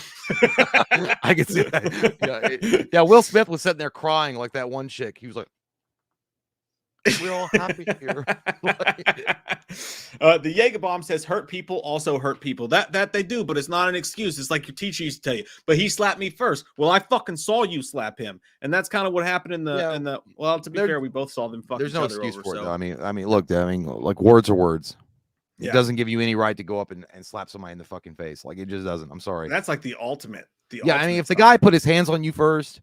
Or, there was other extenuating circumstances for it, but no, you don't, because you disagree with what a guy said or a joke wasn't like, it wasn't your cup of tea, doesn't give you the right to smack somebody in the face. But I get what you're saying though. Like that, the kind of people who are shitty to other people, like they are hurting deep down too. I try to remember that when I read our YouTube comment section. Yeah, I'm sure Michael Myers is like that. He's hiding down inside so much that he wants to drown you in his blood and sorrow. Literally, rip your titties off and then make you eat them. The masked met. We never met Michael's parents. They could have been big pieces of shit. And not like Rob Zombie movie. My mom works in a titty bar, and I don't know where my dad is, but my stepdad Ronnie's a big piece of shit. But you know what I mean. Yeah. The regular parents. The masked met says the worst shit is if one of us peasant civilians did that, we'd be in cuffs and on the 100%. Hook for assault charges, $20K for lures. No fucking doubt about it. 1,000%. Dude, I was thinking the same thing. I was like, do you think they would have let anybody at a comedy club get away with that shit? Fuck no. If somebody had jumped the stage at a Chris Rock special and slapped him in the face or tried to beat him up, do you think that guy'd be like, everything's okay now because he was going through a lot of problems? Nope. It's fucking exactly. Hey. I gotta go pee though. Hey, I do too. But first off, fruit. I can't. I'm having a fucking stroke, dude. That's so nice to you. Fruit Loops are us with a huge fucking super chat. No words. Just a hundo in the fucking box there from Fruit Loops. No big deal. Ain't no build. Hey man, he's throwing out that golden game when he walks into the club and he's like, listen, here's this, and he stretches it out over the bar and he like folds it out and he's like touches it like that and he's like, it ain't no thing. I don't need no comment or anybody telling me it was thank you. I just do what I do. And he walks away. He walked in, he put his finger on our lips and he said, no words. No words. I love him. And then he put that in our open zipper. I was like, I'm just gonna say I've never said this to a man before, but I would feel completely safe in your arms. Gail swallows.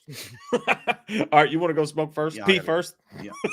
Or pee, smoke. Yeah. Pee, smoke my pole. It's the weirdest thing. I put a cigarette in my mouth while I pee, sitting down. I know. It helps him digest his pee. Yep, Michael Parton.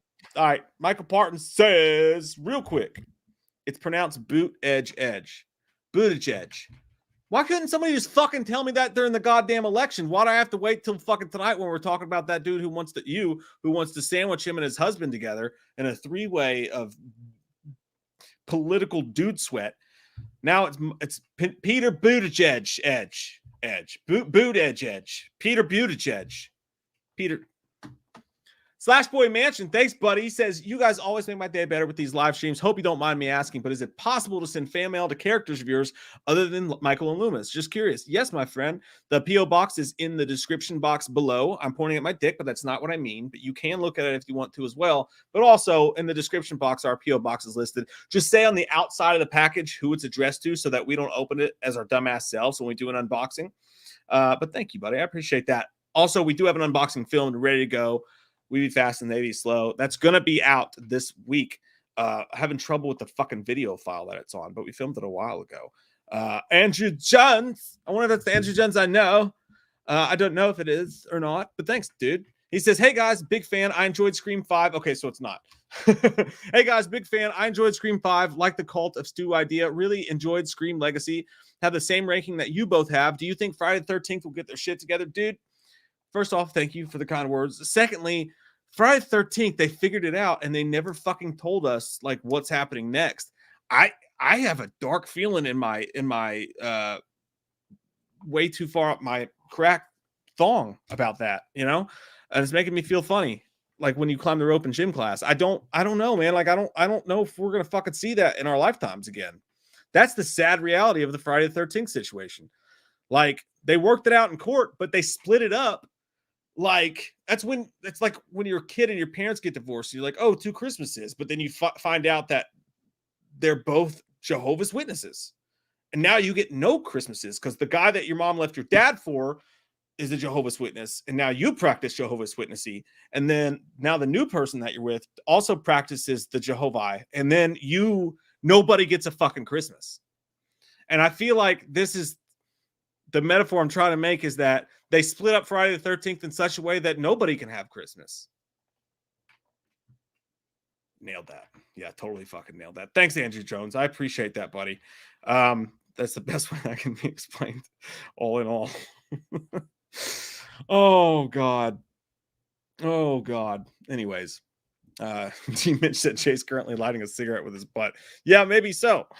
Kelsey says, excuse me, do you have a minute to talk about our Lord and Slayer, Jason Voorhees? Jason, we don't practice Christmas, Jason.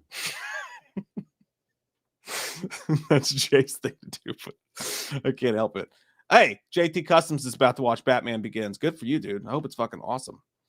I hope it's fucking awesome for you to re-experience that, as it was for me to do a little while ago. And by the way, after Jay gets back and I take a quick PP, we're going to talk about that Batman deleted scene with Joker in it. Neither of us liked it very much, and we're going to tell you exactly the fuck why.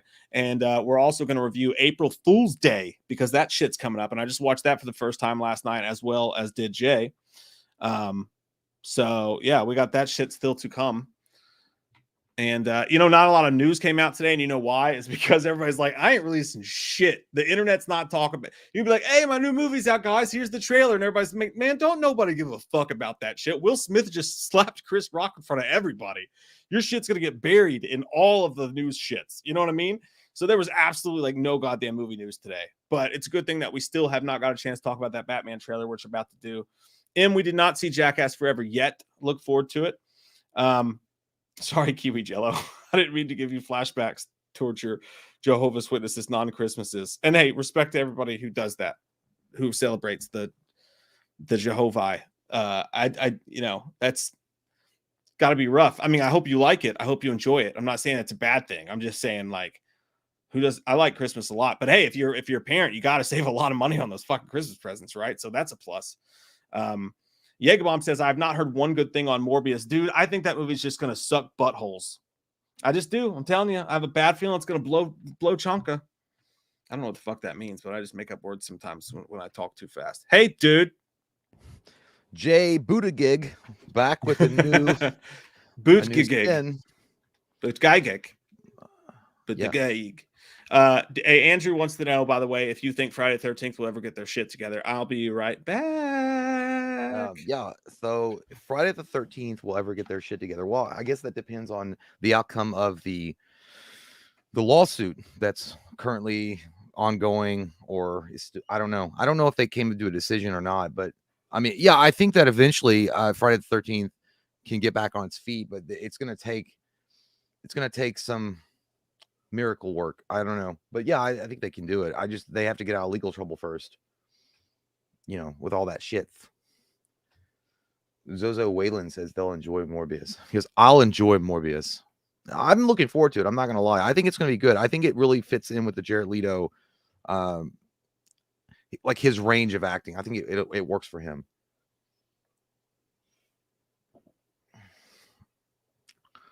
Everybody's talking about Jehovah Witnesses. Yes, they are kind of scary sometimes. Sup, man? Imran Jabbar says, sup, Jay? Sup, man? How you doing? Just shaking my... By the way, if you guys are noticing that I'm drinking beer, it's because I don't have any red cups. Berto says that they're saying it's bad. What? They better not. I hope not. That sucks. Hey, Vinny, what's up, man? Action. It looked good. I mean, I thought the trailer looked okay. I know that some people were disappointed in it, but I thought I just felt like Morbius is a character that Jared Leto could pull off pretty convincingly, much more than like Joker. But D Mitch says it's me, the booty judge, or the booty judge. Or I was going to say the booty juice. D Mitch says, Jay, you got a favorite Foo Fighters song. And I'm looking to the sky to save me. That one. I don't know the name of that song, though. But I do like that song a lot, though. Connor says it's Sony, Jay. Don't get your hopes up. Lol. Yeah, that's true. They have fucked up things in the past before, especially the Spider-Man franchise. They took the MCU to come in. What? Learn to fly. Thank you. Yes, learn to fly. Berto says, Jay, you seen the David Arquette game, The Quarry? No, I have not. I've not seen that.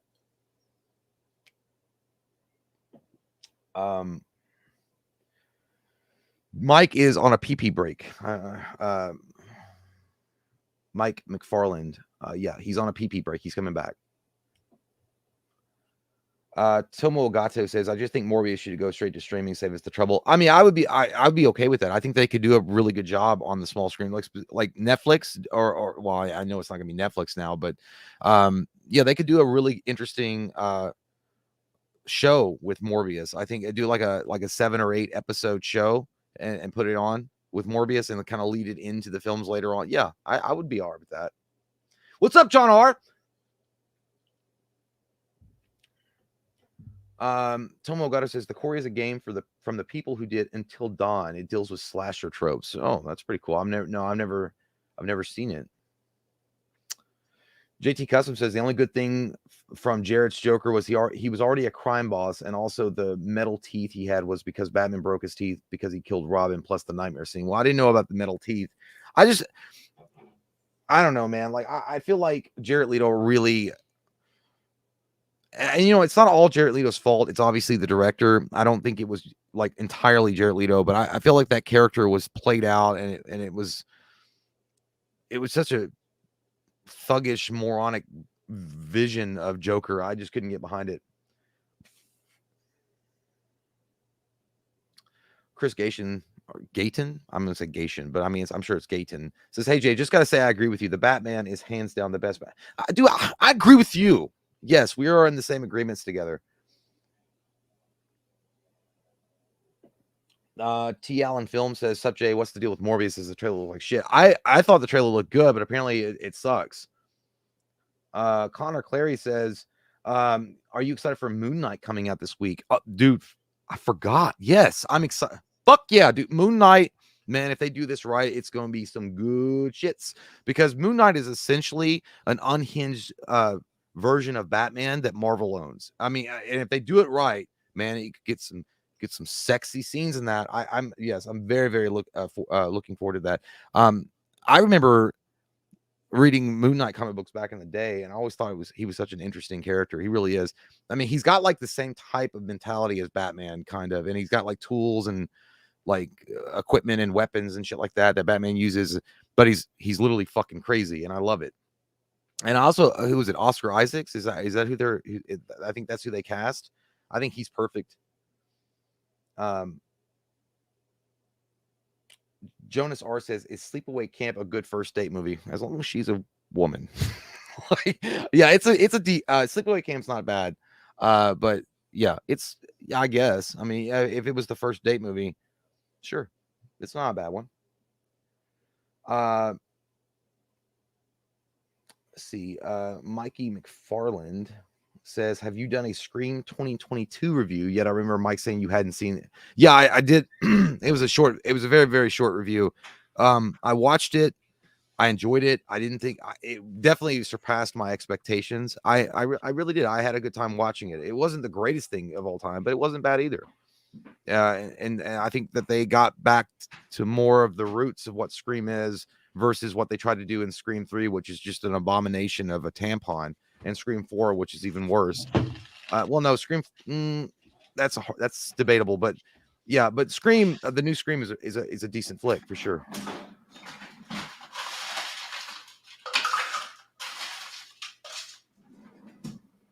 Alexis Corvona says, I don't drink. It's okay. You shouldn't. It does terrible things to your liver and your personality at the same time. It makes you dependent on it.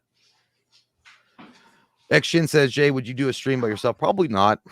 I'm just not cut out for the hour long or 2 hour. I'm not that interesting. After about, like right now, I'm running out of shit to talk about. I mean, I'm glad that you guys are here because you guys are giving me good stuff to talk about. But at the same time, if it was just me streaming, it'd either be a rant about something for 2 hours or it'd be some other bullshit. So, what? So X Shin was saying, would you ever do a stream by yourself? And I was like, no. Well, fuck you, Egg Shin. I wish that you would watch by yourself. How do you know that they don't? Maybe probably does. or maybe with the family. And just zoom in on Jay's face. It's a very face. family Christian show. I don't know why people wouldn't just show this in church during meetings. I had to stream a couple times by myself when you were out, and that shit. The weirdest thing about doing it is that like you like when we're doing this, like when the other one's talking, you can take a drink or something. But like whenever you stop to take a drink, it's just like silence. Like, yeah, it's so fucking awkward. I would have if I did it alone, I would have cards in front of me about what to talk about, and then I'd be like, so moving on. Today's news, NBC released a new trailer for it'd be something like that. It'd be very much like student body president trying to read.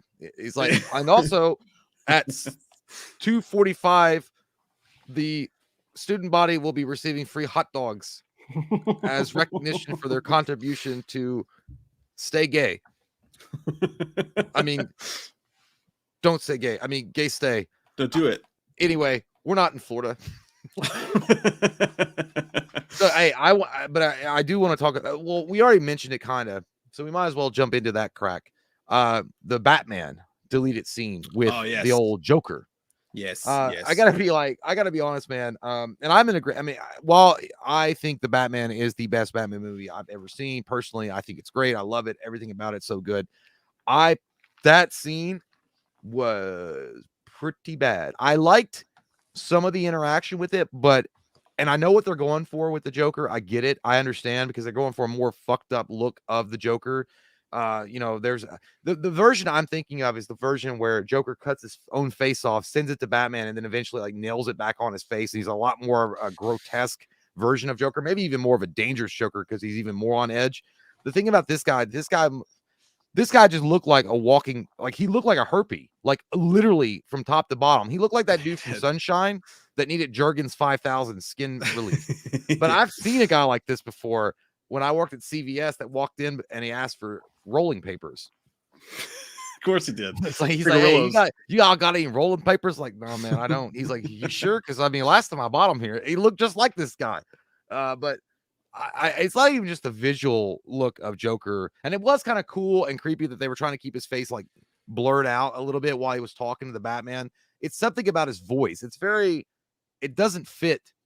It just doesn't fit with what I expect the Joker to sound like, and that's not a knock against the guy that played the Joker in the new one. He's a great actor. He really is a good actor, but he sounds like he's got like 3 dicks in his mouth.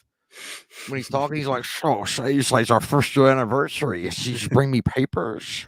I'm like, all right. First anniversary's paper. It's first year anniversary. You bring me a paper. 7th is wood. Sean Connery's birthday. Yeah, there's money penny. But yeah, it was very, and I don't know if that was because he has such a thick accent that he was trying to hide it, but it was just like that voice though, and the creepy way that in which he was moving. I feel like he would be a really good like Victor Zsasz, and I've brought up Victor Zsasz multiple times, but I could see Victor Zsasz looking something like that and even sounding like that, like a very creepy, weird, kind of grotesque dude that gets off on killing people and then marking his skin from it. The Joker himself, I don't know. I'm not really. I don't know. I just I said Jared Leto looked like a crackhead 7-Eleven, but this motherfucker takes the taco, pal. Like it actually looks like a crackhead, like 100% like a meth head or crackhead that walks in and asks you for rolling papers at CVS at 3, at like fucking 8 o'clock at night. I'm the same dude. I fucking hated it. Like, and there's multiple reasons. Like, I don't think Barry Keoghan did a good. I think if I'm saying his name right, Barry Keoghan. I don't know, but like, I don't think he was bad. Like that guy, respect him as an actor. I think he did fine. I just think that it was the perfect example of why it doesn't need to be in the movie. And if you guys remember, there was a news story that we talked about a while back where they were like, there was a rumor that they said he was cast as a cop or something, but there was a rumor that there was a test screening done and they were testing to see if the audience liked a certain character or not. And a lot of people wondered if that was Barry Keoghan as Joker. And it turned out that they took it out because I guess you have to assume that the test audience didn't like it. And I think part of the reason is because while there's nothing wrong with his performance, there was nothing he was doing that we've not seen before in Jokers who did it better. So like, and nothing against him, but like that's against the Joker as a whole. Like, it's like if The Godfather came out and they remaked it 4 years later, and then they did another remake a couple years later, when it comes to the Joker, we've had Nicholson, who was amazing. We had Ledger, who was amazing. We had Phoenix, who was amazing. When you have that kind of a role that's been done over and over again so greatly to perfection, and then like you try to do it again, like what else is there to do with it? Like there's nothing he can do except you emulate them at this point. Yeah, so I think the Joker needs a long time before we see him again. Exactly. I like there's so many villains that you can play with and choose from, and specifically villains that have never been giving their fair share in the sun. Meaning having a good writing team actually write a really interesting background for them. Like Batman's got some of the most impressive rogues gallery, period. I mean, there's so many that you can use. And I feel like the Joker, and again, I love the Joker. I mean, obviously the Joker is Batman's like forever bane, and there's a reason why he's so popular. But there's got to be a moment where people are like, it'd be really cool to hold off on that and build him up a little bit. It's not been that long ago that we just saw a Joker. I'm talking about and the most recent one was Zack Snyder's version of Jared Leto's Joker in the Nightmare sequence, and that was amazing. So it's not been that long if you think about it. It's been like a couple of years. So you need to space out when you have the Joker in your films. I mean, I think what I would like to have them focus on is obviously Colin Farrell's Penguin was fucking amazing. I want to see some more of that. Paul Dano, I thought did really good with the Riddler. They can tweak it now, make it a little bit more crazier, a little bit more scary. I think they can play with that, the Riddler better. And then, bring in some other stuff. Bring in where's Black Mask? Bring in Deathstroke. I mean, I want to see where's Sandman? Not Sandman. Clayface. I want to see the villains that Batman deals with. The Mad Hatter. Like a Scarecrow that's actually part of that's the villain of the whole movie, a Two-Face that actually gets the justice that he deserves. I mean, there's a lot of different villains that I would love to see forefront of a new Batman movie, and not Joker. To me, and again, I mean, I love the Batman, but it stinks of lazy writing sometimes. It really does. It's like, oh well, we'll just throw in Joker in here, and that's all we need. Yeah, and that's all we need. While the look was fine and it was scary, could you picture with his looking that fucking nasty, could you picture a whole movie around that Joker? I really can't. I think it would get really old really fucking quick. Having him like that Joker did not seem like the kind of villain that could be the only villain in a movie. He just did not seem that interesting to me. And we're talking about the Joker here. Well, I think it was a choice of the voice and the attitude. I don't know. It just didn't. Again, the look, I was okay with the look. Because I think I know where they're going with it, but it needs to be cleaned up a little bit. Like it needs to make it look more like what I'm thinking of from the comic books to actually make it truly disturbing. But I don't think that this dude is the right actor for it. The guy is awesome as an actor, though, 100% amazing actor. But I definitely don't think he's the right Joker. I don't at all. Yeah, and I would want if you're gonna do a new version of the Joker, love you. If you're gonna do a new version of the Joker, like I would like to see a tall, like one that really looks like the comic book Joker, like really tall, like Daniel Day-Lewis would have been fucking perfect. You know what I mean? Dude, he's my favorite of all time if he was younger. Yeah, like the straight up, like forget the scars and all that shit, but like the straight up white makeup, doing it like that. I think that would be interesting to see. Well, yeah, I think that Daniel Day-Lewis was as loosely based on the Joker as you possibly can be in something like, and that's the Joker. I was like, dude, that would be a scary Joker in the Gangs of New York. The way that he acted, like he just sliced your ass up.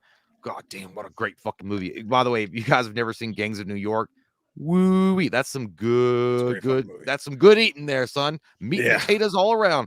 But yeah, I just feel like the deleted scene, it got deleted for a reason. I think that what they smartly thought is that Batman is going to the Joker to get some hints about who is behind all these killings and behind this riddle. And Joker's giving him his crazy insight. I think the reason why they took it out is because they were like, well, if we put this in the middle of the movie, then that's all that people are going to talk about. They're not going to focus on Paul Dano's the Riddler. They're not going to focus on anything other than, is the Joker going to pop back up? Is he going to escape, Arkham?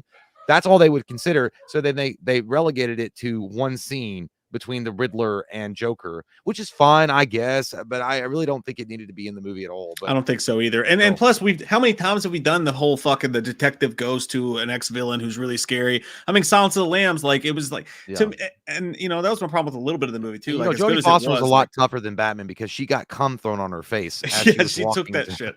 She took that. She took it better than Chris Rock took the slap. If when Batman was going to visit the Riddler and he's walking down the hallway and some dude who just looks like Joker just goes like that would have been a way more fucked up Joker cameo than what we got. He'd be like Bat Pellet. Pellet, come. Exactly. Cover pellet. Connor Clary, thanks, buddy. He says Nick Cage has shared interest in being a dark villain for Matt Reeves' Batman verse. Supposedly Egghead. What do you guys? What would you guys want for Nick to play? Speaking of Jokers, I think Nick Cage. Could probably pull it off, but he's also a little older.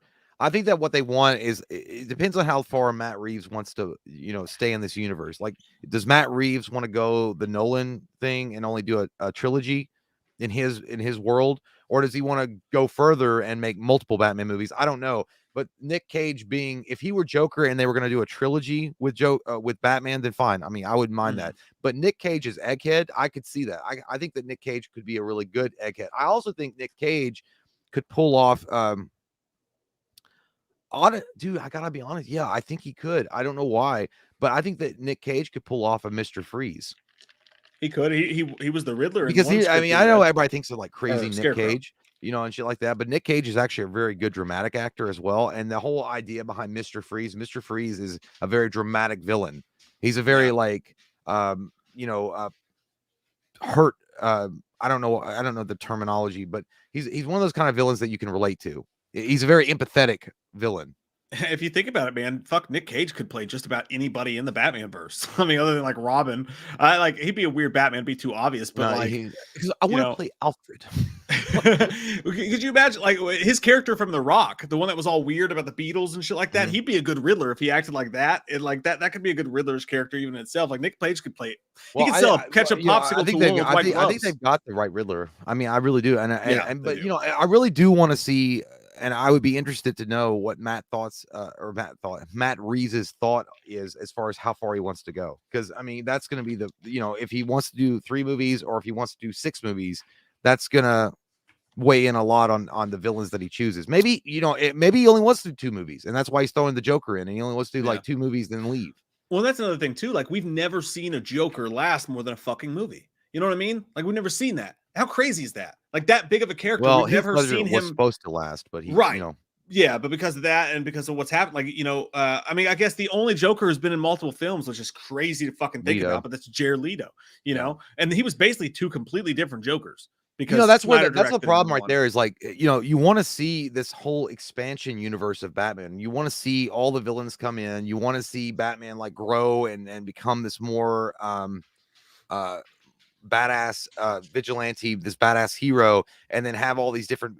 But then the only way you can really do that is do a TV show based around Batman, and then have like a Netflix. You can't because you could, but I mean, people want to see Batman on the big screen, and I think the closest we got to an actual expansion universe where it would have been like multiple films interlocking, and then you could have had all this crazy shit go on was the Snyder version, the Snyder DCEU, and now the DCEU is all fucked up. I mean, it's like Will Smith slapped the DC out of fucking Warner Brothers. That's funny you say that. I actually posted a meme earlier that was like Warner Brother or Batman or Snyder Cut fans' hopes and dreams was Chris Rock, and then Will Smith was Warner Brothers. Well, I mean, so I don't know. I mean, but all I do know is that deleted scene, and you guys, if you guys get a chance, go check it out on YouTube. I'm sure most of you guys have seen it. It's not. I mean, again, it's acted well. I mean, it's a very well acted scene, but it just like there's something about it that's very desperate for them to be like, I don't know, for the filmmakers to be like, we need to throw this in there to make the movie more interesting, and then it also comes off as it just feels so out of place. I don't know. Maybe that's why they deleted it. Maybe that's why it's a deleted scene. It doesn't feel like Batman would do that. Like I don't know. And now if they want to, if they look at that and go, hey, we could do better. Like, you know what I mean? And I think they could do better, to be honest with you. No offense to Barry, but like, I think they could do better. So if they look at that and they go, we could do better, then they can just scrap that. And now they can start anew. And maybe they make 10 movies. And if they do make 10 movies, they can do Joker in a completely different fashion, since it's not actually canon with the movie for sure. But Wyatt Atley, that's a very sweet super chat, my friend. Thank you very much. He says, I will be in the minority here, but it had me hyped. I love the Joker a lot, and I can't get enough of the character. But I understand where y'all are coming from 100%. Having an expanded universe would be awesome as well. I think you're right. Like, and who doesn't love the Joker? Like he's one of the most beloved villains of all time. But I mean, and that's what we're trying to say is that it's not that we don't love the Joker, but the Joker has been done so many times so recently. You need to give it a little break. And I just want more villains from the Batman Rogues Gallery to have the attention that it deserves. I don't know. And there's so many good ones that we just don't get to see. Yeah, and I would really like to see them, if they're going to do that, if they can figure out a really great story for it, which I have doubts it's ever going to happen. But I think we'll get our fill of Joker if they do a Joaquin Phoenix sequel. 100%, and I would be behind Matt Reeves. And I mean, maybe we're pointing to this. I don't know. But, dude, if Matt Reeves wants to do a Court of Owls, I think it seems like they're heading that direction. The Court of Owls, if they do a trilogy or a quadrilogy where it's the Court of Owls, that would be fucking incredible. That would be so goddamn good. And then what's the best part about it? Another director can come in and tell a different story with Batman, because that's what DC should be doing anyway. They need to tell their independent stories separate from a conjoining universe. Marvel's got a lock on that. They're always going to have a lock on that. What DC is unique, and they've always been unique about, is they can tell several different stories with their characters in alternate realities or alternate timelines or whatever, and you can experience this and really love it. Like, dude, and I'm not saying it should come out, but Red Sun, like Superman being his spaceship landing in Soviet Union, it's the kind of shit they should do. I would love to watch shit like that. I'd be like, dude, that's why I would be like, dude, I gotta go see a DC movie this weekend. Yeah, because I mean, I got all the the butterflies and bubbles from Marvel. Now I want to get deep in that poop.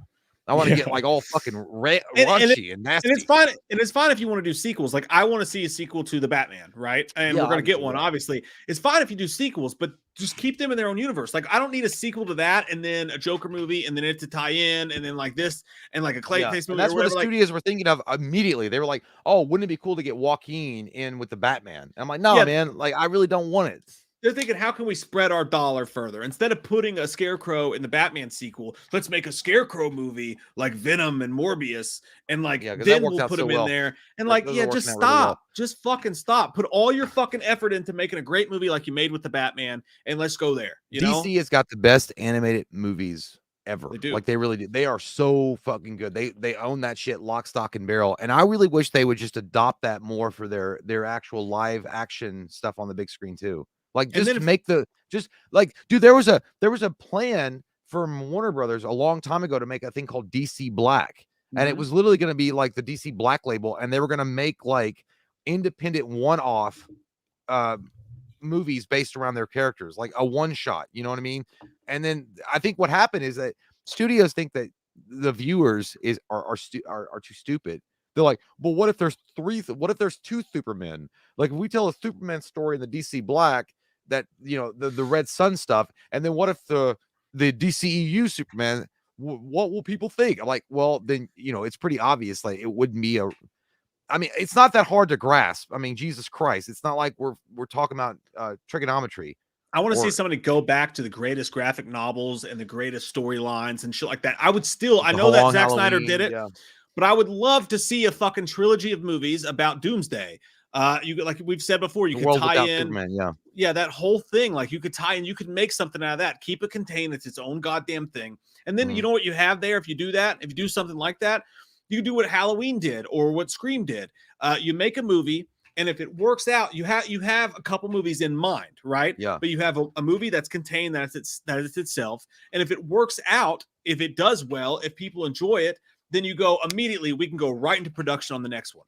Yeah. But keep it contained. That way you don't have to build a whole Marvel universe. I think that's the way to fucking go. Yeah, but it's the Warner Brothers, like, fat executives that are like, we got to be what MCU is. I'm like, you're never going to be what they are. They've got way too much of a head start on you, and you're never going to be like, even if you started over right fucking now, you already lost the best shot you had with Zack Snyder. You lost the best edge you had, and you fired him because you guys like to diddle your own butts. And then you want to bring in Joss Whedon, who fucked you even further because he directed the Avengers. Like, I mean, I was like, you guys just stop it.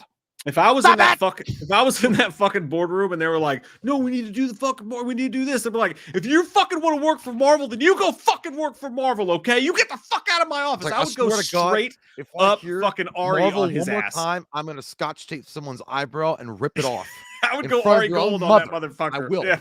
I really would. They call me Stamps. Thanks, buddy. He says, I think Matt Reeves has said that they don't have plans to use the Joker in future movies. Him being in this movie was just supposed to let us know that Joker's out there in his universe. I get that. Makes That's cool. Perfect sense. Fine. I like That's that. Fine. That's cool then. Yeah. Yeah. I'm okay Perfect. with that. Well done, sandwich face. Hi, I like you. We've got the meats. I like him. Eduardo Santiago says, I think this Joker is going to be the reason that the villains go super villain. He is going to push them to their limits. Well, he's in jail though. I mean, he's in the asylum. He didn't break out. But yeah, I get. But he is whispering through the fucking the Riddler. Yeah, and he's locked up. But I think what I know people are gonna be like, no. I hope they go Court of Owls, and I hope that Penguin it's very much more of a mob focused movie with Penguin, like, you know, controlling everything from the shadows, and then maybe hiring someone like Deathstroke to carry out his orders. And then you get fucking Deathstroke, then you get Deathshot, then you get like some crazy shit going on. I don't know. Exactly. I fucking did it. Hey, you know what else I dig as well is Holly Roxy.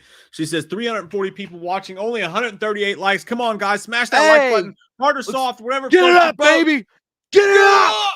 Get it up. Woo! We would appreciate that, by the way, if you guys would just take 1 second real quick to click the like button. It helps a lot. The algorithm, it puts us out there in the world. So that actually like gets our video recommended to people. For some reason, I don't know why YouTube doesn't like us. I don't know if it's the fuck shit, cunt shit that we say, but I mean, probably balls, cock, shit. I don't know. We're featured in a lot of bingo halls. So I don't know what's the big deal. So Music Man earlier said, by the way, he said Chris Rock took that hit well. I think that's something we didn't mention earlier when we talked about it. He did. He took that fucking hit like a champ.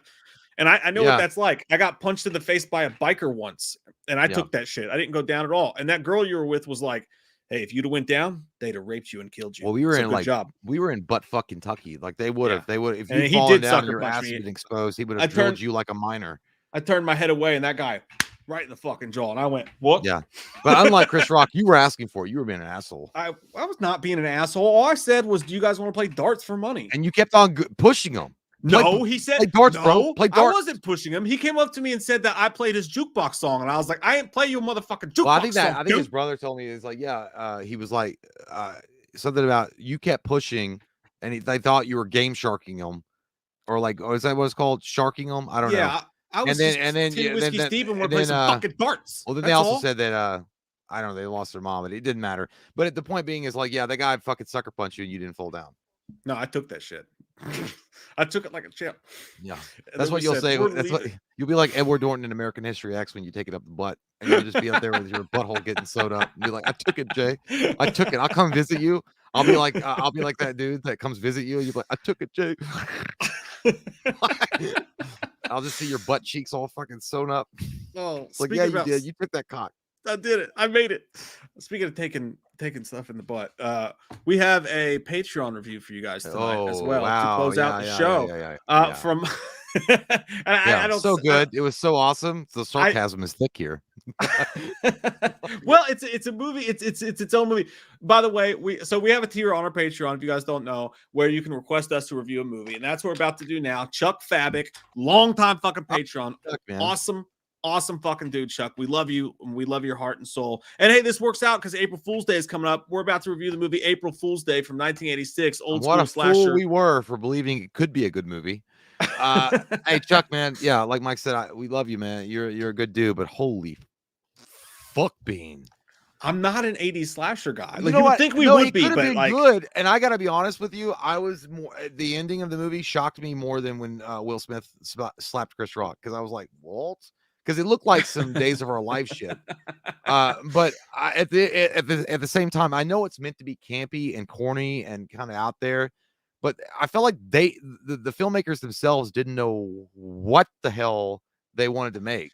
Like, you wanted to make a slasher movie, but then you wanted to make a comedy movie. I mean, you have Biff from fucking Back to the Future as one of your guys in there. He was my favorite character in the movie. He was cool though. He's like, yeah, let's make like a tree and get out of here. But yeah, there was just a lot of weird, like, to be honest with you, I kind of zoned out in a lot of scenes, and I almost didn't think I was going to make it through. No, you know what it was? I was on my phone. I was on my phone sometimes because this is definitely not a movie that you need to like watch every single second of it to keep up with it at all. Like you can have it on the background and just kind of be understanding of what's going on. It came out in 1986. And by the way, it should have been called April Horny Day. There was a lot of fucking every other second. No boobies though, no titties. Yeah. No, but so it was like very reminiscent of Friday the 13th, which Friday the 13th, it makes sense because it was a popular movie around this time.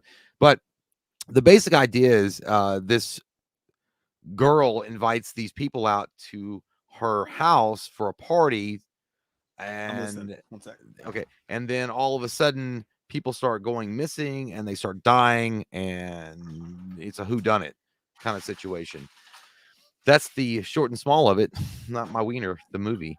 Yeah, I never really got interested in what was going on. I mean, I laughed at, I think I laughed a couple of times. There was one where the guy was like, hey, the entire time your fly's been unzipped, your hostess Twinkie could have come out, or your Twinkie could have come out. I'm like, I've never heard that expression before. He called his dick a Twinkie. I thought that was pretty funny. He called the shit poop. Yeah, like I thought that was pretty funny. And then I thought it was cool to see Biff in it. With regular hair and not like the 1950s buzz cut that he had in 1985. But he looked good, by the way. He was handsome. He's a good looking guy. Kind of but overall, like I feel like, and again, I'm not going to give away the ending because the ending, I mean, some of you guys may not even watched it, and they did a remake. Of course they did in 2008. And by the way, dude, stupidly of me, I'm a fucking moron. I rented both goddamn versions. Why? Because I didn't mean to. No, because the cover art for the 2008 remake looks more like an 80s cover art than the actual 1986 cover. Well, I think, and by the way, I think we can go ahead and say the ending of the movie. It's from 1986. I think everybody's seen it. You know what I mean? I think we're safe. Okay, so fine. Everything that happens in the goddamn movie is fake and a lie. It's an April Fool's joke. Yeah. Just like when someone say, hey, you might enjoy this movie. It's like everything you have said is a lie. And I damn you for it. Janae Wilson said, I actually like this movie. So like on our Patreon, by the way, we decided to do spring break movies for our commentary this month. So there's 4 choices of spring break movies. There was Cabin Fever, Cabin in the Woods, April Fool's Day, and what was that little guy? I can't remember the other one, but nobody picked April. Not many people did, but I remember Janae was like, "I wish you guys would have done April Fool's Day." I'm sorry to say this. Janae. No, I get why people like it though, but I mean, I personally I couldn't get into it. I'm like, I was like, maybe if I were like fucking hammered and I was sober when I watched this, or if you were high, you might think it's funnier. Yeah, I was whatever. Too when I watched it. Maybe if I was like hammered, drunk at a Halloween party and they threw on April Fool's Day, I'd be like, it's Biff. It's fucking Biff from Back to the Future. Who's got the corkscrew? But I think most of it was just so corny and campy. But I know it was meant to be, but it was just. But I feel like, did you not feel like sometimes the filmmakers didn't know? Like they were like, I don't know. I mean, we're doing some pretty cool death scenes here. Should we just go with the whole slasher thing? Or that's what it was, though. It felt like Jason Takes Manhattan. Not only were they, they were like getting together to board the ferry, to go to the party. And it's like, but like, it's funny because in so many of these 80s slashers that you watch, you're like, fuck, this is boring and nothing happens until the kills. And in this movie, there's not a lot of kills. Like there's a couple funny moments, like you said, like the whole sex thing, like when he goes around looking for someone to bang and he walks in and that dude and her are having sex. And I don't even know what kind of sex they were having. That's the weirdest fucking sex position. He was just seen. Like, oh, that was that ultimate advanced yoga position. Like the dude's feet were on the fucking headboard and the girl's feet were over his head and he was still fucking her somehow. And by the way, that guy reminded me of the dude from Nightmare 4. Was like, hello, baby. I did like that guy. That guy was one of my favorites in the movie because he was white, he didn't give a shit. But like, I really did. I struggled to stay awake at the end. The beginning was pretty funny when they were playing pranks on each other and shit. And I thought, dude, I really did think I kind of called this one. I know I never call movies because I'm a fucking idiot, but like I kind of called this one when the call them, they wouldn't respond back. They're just movies. Suck my fucking butt. When the dude gets hit by the boat though, and he's like, ah, and like his face like it's all mangled. His eyes all fucked up. That was actually pretty intense, but I was like, all right, there's no way I was like, I think this is a joke. I think these are all jokes, and that's what's going to happen. And I kind of called it, but like when that there's no way that dude did he just dip under the water and put fucking professional face makeup on? Yeah, and go, dude, he "Ah!" did. Like He has an old a whole underground makeup department down there. Just in that one spot, he made it. Fucking like Aquaman. He had an Dolph upside Lundgren down came boat up. somewhere that he like went up there really quick and was like, That's so stupid. It makes no sense. But like that stuff, like the joking. I like it's one of those horror movies where you actually kind of like the cast of people, except for the rich dude who was kind of a dick smoking his cigar. oh He was yeah, like, yeah. you should muff dive or whatever. But I like the cast and like that they paid jokes on each other and that shit was funny and it kept it kind of entertaining. But about 60% through the movie, you're like, all right, what the fuck is this about? Like, Yeah, is dude. something going to fucking cunting happen? Please, I feel God. like I feel like yeah, I feel like this movie is one of those movies that really cashed in on the popularity of the slasher trope that was going on during the 80s. And you know, it was one of those movies that kind of get lost in the shuffle for I think good reason though. Better. I think it feels like a very standard movie that is trying to replicate what was popular trends back specifically in those days.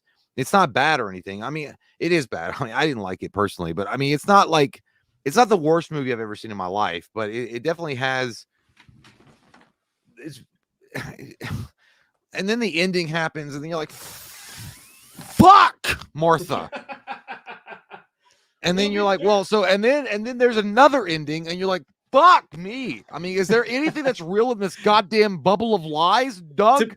To be fair, the ending I didn't mind because by then you're at the end of the movie, right? So you already know that like you're not going to get any good fucking kills, right? Like you already know that's going to happen. All fake. It's all bullshit. But when they come through and they're like, you're like, oh my God, at least there was a fucking twist. I didn't see them. It feels like they wrote this with a crayon on acid. So like, I'm surprised that they were able to put together a coherent twist. And that's a little more interesting than typical slasher, but there was shitty even slasher another fare. ending though, where it got stupider. And like, now I'm like, is there nothing real in Hollywood? Is everything fake that tells us in movies that it's supposed to be real? Do I feel like that scene though, when they walked into the study and you find out everybody's still alive? And I feel like Golden Girls theme should have come on. Thank you for being a friend. Like and it was so weird. Like at first because they weren't even reacting to the chick when she walks in. By the way, the chick, the main chick in this movie is from Friday the 13th Part 2, I believe. Oh yeah. She walks into I always hated the study. Yeah, when she walks into the study and the crazy girl is chasing her with the butcher's knife or the machete or whatever. None of the people are reacting to her whatsoever. So I thought that she was just having like and I was like, oh, they're gonna get weird here. Like she's having like a hallucinatory moment. Like she's just imagining all her friends alive because she can't understand that this is actually occurring, and she's just seeing all of her friends. Yeah. Well, and it turned out no, they're really fucking there, but they just didn't pay attention to her because she's just easy target. Well, the only and you know what it did remind me of? It reminded me of what the supposed plot for the original Scream 3 was supposed to be.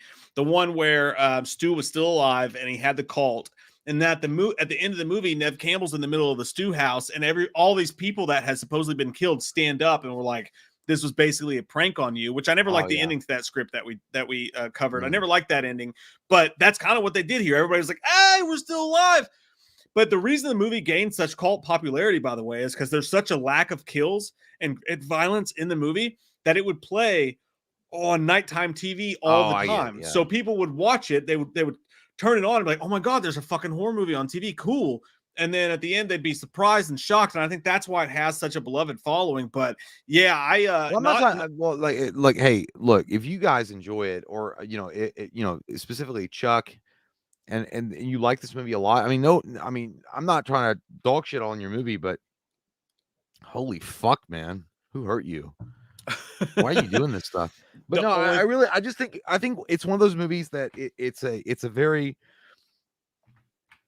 product of its time. It came out in 1986. It was it was trying to emulate every other horror movie that was coming out, and it tried to do something different. It tried to M. Night Shyamalan that shit.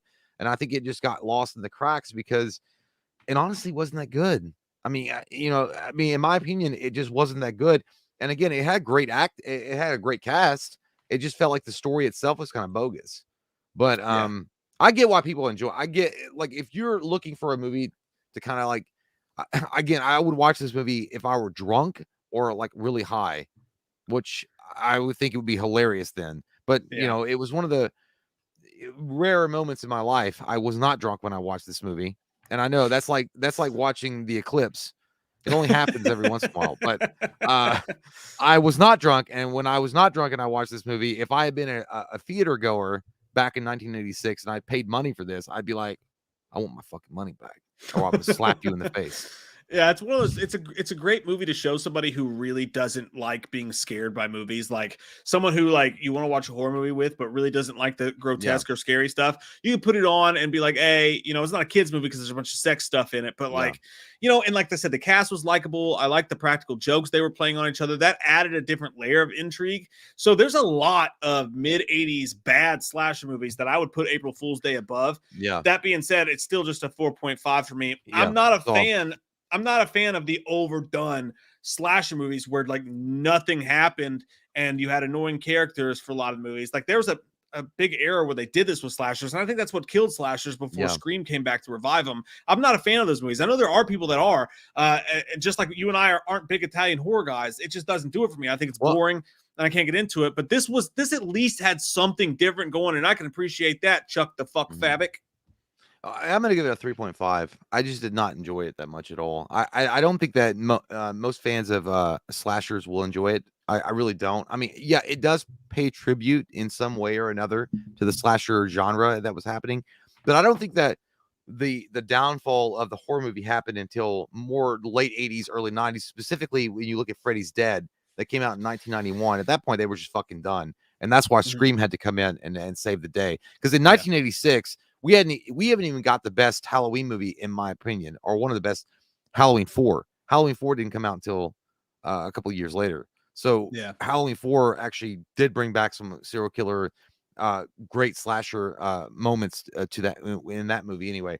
But yeah, the 3.5 for me. I think that you can enjoy this movie to a certain degree, but at the end of the day, if you're looking for anything that's going to be unique or different, watch Scary Movie. I mean, just watch Scary Movie. I mean, this is like the precursor for Scary Movie. And that being said, if you are a huge fan of the underknown mid 70s, 80s slashers movies, if you can get into that, like I said, Janae loves it. If you can get into that sort of thing and you want something a little bit different, this is a great movie. Well, you said it right though. I mean, I'm not like I know that people love it. I'm not into that Italian horror shit. I'm sorry. I'm gonna say I don't like Suspiria. I don't. I mean, I just think it's like she fucking does ballet and there's a demon. I don't fucking know. I don't even know what's going on half the time in Suspiria. Maybe I'm just like uncultured swine. I don't know.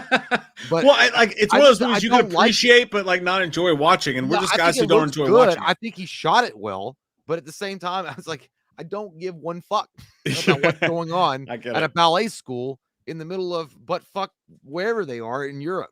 Probably I don't care. But anyway, my point being is hey man, thank you for recommending it, Chuck. Hey, we love you, Chuck. I don't think I'd ever seen this movie. But you know, strangely, I do want to see the 2008 version. I already rented it. I might as well watch it. Might as well. Hey, you only got 24 hours, so you better get on that shit. I hadn't hit play yet, so I got 30 days. Oh, you got to start it first before it starts. But thank you, Chuck. And guys, if you want us to review a movie for you, even if we don't like it, we will. There's a link to our Patreon down below. Please check that out. We're never gonna sugarcoat our kisses. We're gonna be honest with you about gonna be hard and straight to the point. We will be honest with your butts. I can promise you that. When we're licking them, we'll. I'll tell you this. This is funny, dude. Somebody that we talked to this weekend. I won't say who it was, but you and I talked to. He said, dude, I was licking this girl's butt. He said, I know who it is. Yeah, he was like, I was licking this girl's butt, and she said she turned around and said, this isn't doing anything for me, right? And he said, it's not for you. And then he just went right back in her butt. That shit made me laugh. It's not about you. Yeah, it's not about you. It's about me. I'm trying to get my dick hard. Kill me, dude. You selfish asshole. Speaking of something else that happened, by the way, this week, that's fucking sad as shit, man. I hate it. It's fucking. Did you see Taylor Hawkins from Foo Fighters died? Mm-hmm. That shit's fucking crazy, man. 50 years old. Well, yeah, he was young. A lot of drugs in his body, but apparently allegedly. They were in his hotel room. They don't know if they were in his body. Enlarged heart. Yeah, and they said it was like twice the size. Yeah, well, here's the thing, though. He had an enlarged heart, And yeah, I'm sure he did alcohol and drugs with his band, and he was trying to live life. But I mean, even no, I'm not saying go do this, but I think he lived life, because he was like, Yeah. this is a limitation for me, but I'm still going to enjoy my time here. And I'm not, but I'm not No, I know what you're promoting saying. that. I'm just saying, like, if you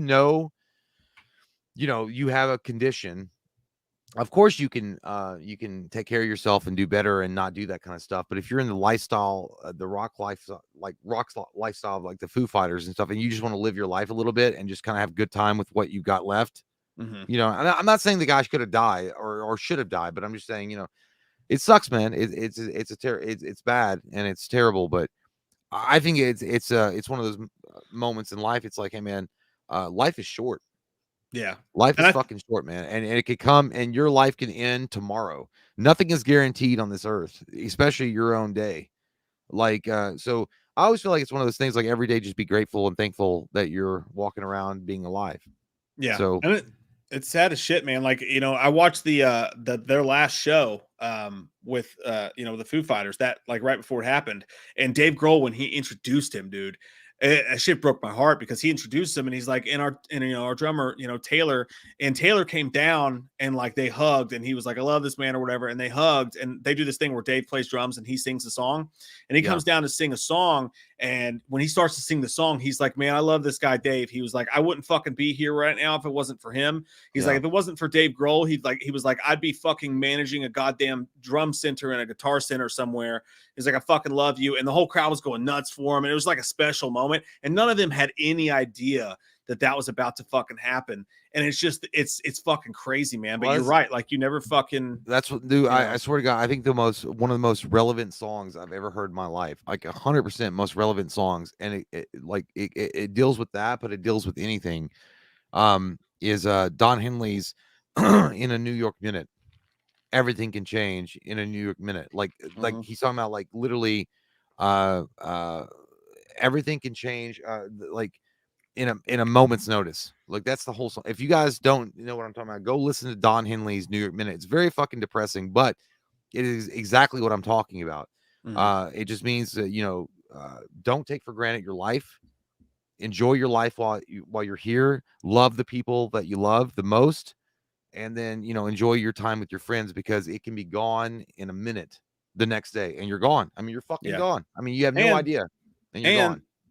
fucking no matter who you are, if you need help, get fucking help. I mean, this guy, Yeah, talking about a guy who has everything in the world, like anything you could ever imagine. yeah, I just watched that movie with him in at Studio 666. He looks fine. He looks healthy. He's hilarious in the movie. yeah. He's great. He's a handsome fucking guy. He looks like he's in shape. Now, I know that they had that thing a while back where he OD'd on, I believe, heroin, and he was in a coma for a while. Mhm. And in their documentary that I watched, Dave Grohl was like, man, I was like, fuck. He was like, again. He was like, Yeah. again. He was like, I have to go through this again with one of my friends. And like, it seemed like he was on the right path or whatever. And like, now I don't know. I know there's people that are saying there's 10 substances. The way I read that was that they found I heard 10 that too, yeah. substances in the room. I didn't read that they found 10 substances in his body. I didn't look Now, at if the you're a rock toxicology. star, Yeah. yeah, if you're a rock star and you're on the road and you have a bag in your room and it's got, marijuana and opioids and there's vodka in there, and it's like that's not surprising. That doesn't mean he was on all 10 of them at the same time. Yeah. The enlarged heart thing was weird, but also if there's heroin or coke involved, you're in danger no matter what. With the enlarged heart, man, he probably shouldn't have been drinking alcohol or doing any drugs for sure. But I don't think I think at the end of the day, he didn't want that to be a limitation, and he wanted to, like, hang out with his friends and just enjoy life. And there's so many people, I think, that go through life that don't understand, is like, hey man, we're all limited. We are a limited comic book on this earth. Mhm. Eventually it's all going to go away, and it could be tomorrow, it could be 50 years from now. But while you're here, while you're having a good time, enjoy your life, man. Enjoy. And I'm not saying be in excess, I'm not saying do things that hurt yourself, but I'm saying just enjoy your time here, because it's gone like that. Like, dude, tomorrow I could wake up or not wake up. I mean, that's the Mhm. point. You never And know. I mean, appreciate. every day's a gift, man. Every day's a gift. And I think that drummer lived his life, and I think that he lived a good life. And I think that he died knowing that he had a good life. He had a good fucking Mhm. life, and he gets to tell some good stories in heaven. And that's some good things. I mean, hey, if we could die and be like, when you die and you cross over or whatever, you do your thing. I think the best thing is like, hey man, did I live? Yeah, man, you lived. You lived as much as you could live up to the point of you going away, but you lived. He did, and you know the saddest part was he left kids behind too. You know what I mean? Like, and I'm that's sure why they're I gonna be say taken care of though. I'm sure, but I mean, like, you know what I mean? Like, he's only 50 years old. So, like, you know, most importantly, if you need help, get it, because nobody's bigger than that. You know, nobody can start, you know what you're going through. And I feel terrible that he was going through that and couldn't let it go. And ultimately it took him away. And another thing, just like you said, man, not only appreciate your life, but it makes you appreciate those around you. Like, cause they could be gone man. in a second. You only get one chunk. Like, I have Mike and my brother, and you know, obviously, you know, my fiance and Mike's wife and stuff as friends and stuff in my life. But I feel like I've lived, man. I mean, I feel like I've had a good run. I mean, I want more. Obviously, I want to do more, but at the same time, it's like, you know, I feel blessed every day. And I think that's how everybody should feel. I think everybody should feel that, you know, be blessed every day when you wake up, when you open your eyes and you breathe in your first fucking breath. That's a blessing, dude. And you won the lottery take advantage and live your fucking life, man. Just live your life. Like, live your life and don't worry about what other people say to hold you down and the bullshit that goes on social media. Just live your goddamn life. And you know what? The biggest thing is, enjoy your life with the people that you got around you that miss you, or that miss you when you're gone and love you when you're around.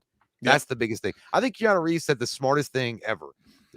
Somebody, I don't know who it was, Craig Ferguson, I think, asked him, what happens when you die? I don't know if it was Craig Ferguson, it might have been somebody else. What happens when you die? Because they've, you know, Keanu Reeves would know. Keanu Reeves just said, he says, I think when you die, the people that loved you miss you. Yeah. And that was the perfect answer. That was the perfect answer, because we don't know what goes on after. I mean, none of us have been there and come back, so we don't know. But that's 100% accurate. The people that loved you will miss you. So, and that part's that's fact. That's there's no question. There's no faith. There's no belief. That's a fact. And not just that, dude, but at the same time, you know, I got to go pee. I'm gonna let you finish your thought. I'm not gonna leave until you finish it, though. Well, no, I mean, we're done here. We're done here. Like, we done? We finished. I mean, I'll hang out a while longer if you want to, but we'll hang out for 5 more minutes. I figure 5 more minutes, or until I come back and then you go pee and come back. Well, maybe like 5. I don't want to take a break and go pee and then come back and then leave. Okay, we'll just do it. If you want to hang out for a while, I'll hang out for a while and then we can go pee. But if you don't want to hang out for a while, let's just end the stream. What do you want to do? Like, answer my questions. Maybe we can talk. Maybe we can enjoy each other's company after the stream. I'll just sit around and shoot the shit with you for a while. I don't mind, and then we can take a pee break first. What do you think? What do you think about that? What do you mean? Any place to be. I'm just going to be here with you. I got to go pee though. All right, well, go pee. Okay. Well, I mean, are you checking me, or I'm going to do it? Just go pee. Go pee. Okay. Well, go then. I'm just saying. I don't want to leave when you get back. If you go pee, let's hang out a while. That's all I'm saying. Okay. Well, I'll be back. All right. Okay. Go pee. I bet you won't do it. There he goes. There goes my hero, going to take a pee. We're not going anywhere, Holly. We're staying. We're staying here. Speaking of appreciating the people and appreciating your time here, we appreciate you guys. We're going to fucking hang out for a little while. That's all I'm saying. We'll fucking hang out. Is that all right with you guys? God damn it. What the fuck? You got a problem with hanging out and eating some goddamn Cheetos? I can't eat Cheetos. I'm on a fucking keto diet. You know, funny story. I was on it. So you guys, I need to lose fucking pounds. All right. I'm trying to get healthy, trying to get in shape. All right. So I said, I'm going to go on the fucking keto diet. Just eat goddamn cheeseburgers all day long. It'll be fun. It'll be great. Right. So your body starts fucking turning on you and you're shitting straight water in the toilet for a fucking week. And it's awful. Lost a couple pounds, shit a lot of fucking water. Okay. And then what happens? Had some people over this weekend. Got fucking trash. Had a little too much drink. What did I do? Middle of the night. All this fucking 2 weeks of hard work and not eating a goddamn carb. Just, going to the gym and like feeling like I'm going to pass out because I got no fucking energy in my body. You know what I did? I ate a fucking Swiss cake roll. Had some company come over, bought some Swiss cake rolls. Said, I don't want them to go hungry. What did I do? I was out in the garage having a good time. I walk in, I ate a fucking Swiss cake roll like a fucking shit. I just grabbed it and was like, ugh, shoved it in my mouth. Fucking ketosis gone. It's gone. It's gone. That's the trouble with the keto diet. You fuck up once, you fucked up for like 3 days. That ketosis shit does not come back. All right. So now I'm back in the fucking ketosis. I'm trying to get to ketosis, and it sucks. I don't know what the point of this story was other than boring you guys with my fucking diet situation, but it was hard. Thanks, Manic Movie Lovers. I appreciate that. Thank you very much. Shawnee West says, you guys ever see Terrifier? Movie's fucked up, man. He said messed up, but I curse. On this channel, we fucking curse, dude. Shawnee, I love you. I'm kidding. But Will Smith doesn't have to curse to sell records, but I do. So fuck him and fuck you too. Shawnee, we did see Terrifier. We reviewed it. Really fucked up movie, man. Dark and twisted, actually semi-scary. I think they go a little too far. Sometimes, like, I don't need to see you cut a vagina in half with a chainsaw, but you had me going for a while. And I guess it's like Game of Thrones, the first season. You killed Sean Bean. Sorry, everybody who hasn't seen Game of Thrones. But I'm like, you know, you got to fucking, sometimes you got to do some nasty shit to keep people scared. And you did. Looking forward to Terrifier 2.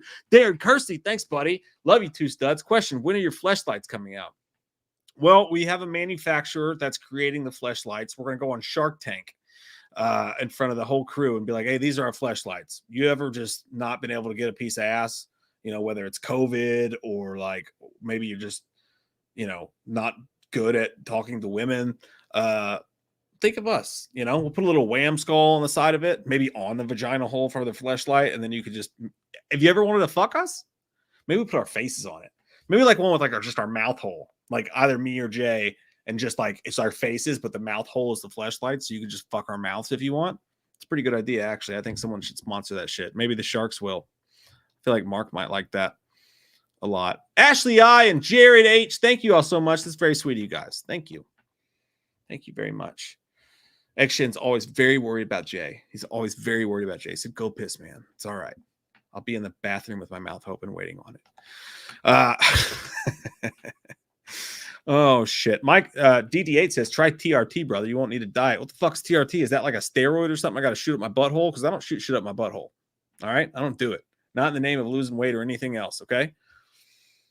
I will not do it. I'll just walk around here and eat goddamn chicken out of my hand like a fucking fat shit, but it's chicken. So I'm like, I'm on a diet. Well, I got like a fucking 6-pound chicken in front of me, and I'm just shoving it in my mouth like Ben Stiller at the end of goddamn Dodgeball.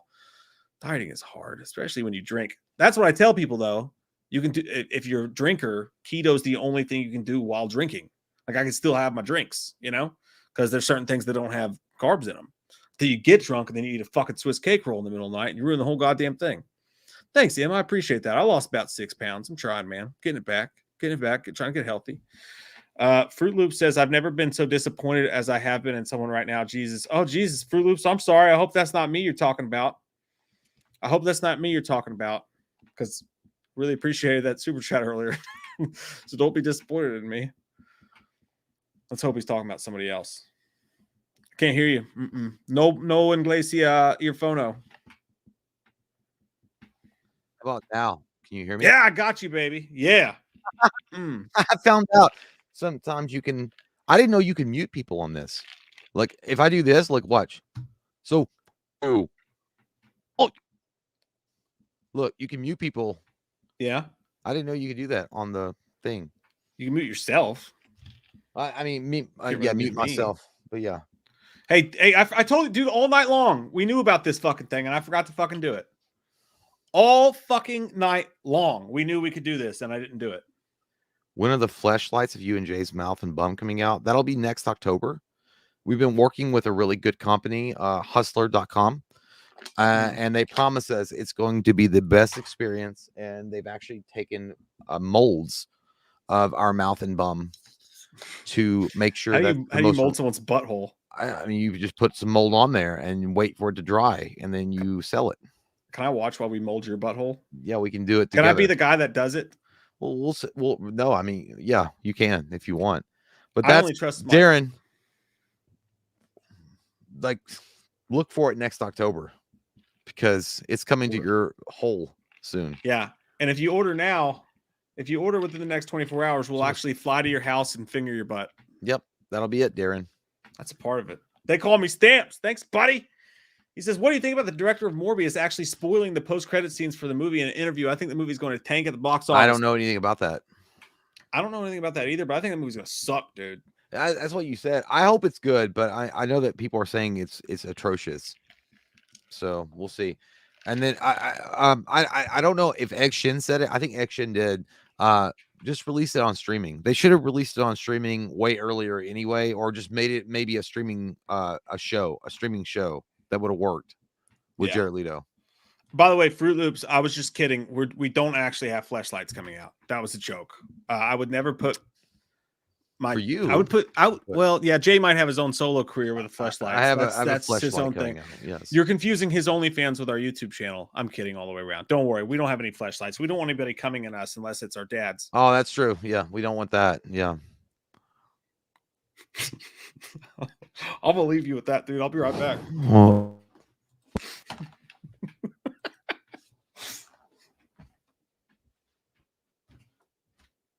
Myself again.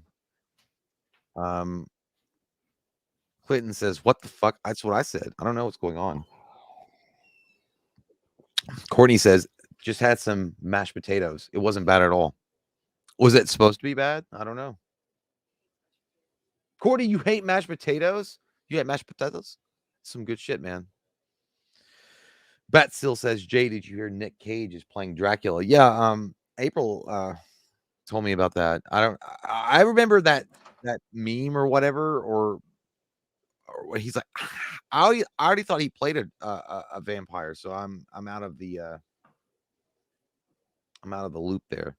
Action says, "What shall we talk about?" I don't know. Whatever you want. Let's talk about life. Let's talk about how things are going in your life. Let's talk about things in the world. I don't give a shit.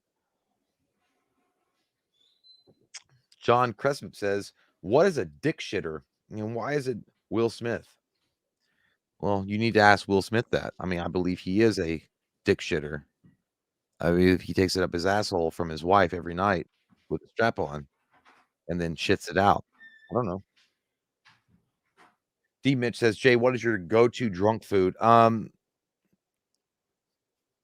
Like across the board, it's Taco Bell. But I mean, if you can't drive to Taco Bell, you need to have a good supply of pizza rolls in the freezer. That is a good drunk food, 100%. Christopher Parcelo says, "Hey Jay, sending love from Australia." Thank you, mate. That's a terrible accent, but I appreciate it. Thank you so much. I love you too.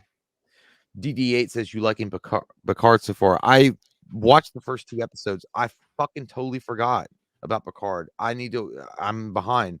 I didn't mind it. Yeah, I thought it was all right.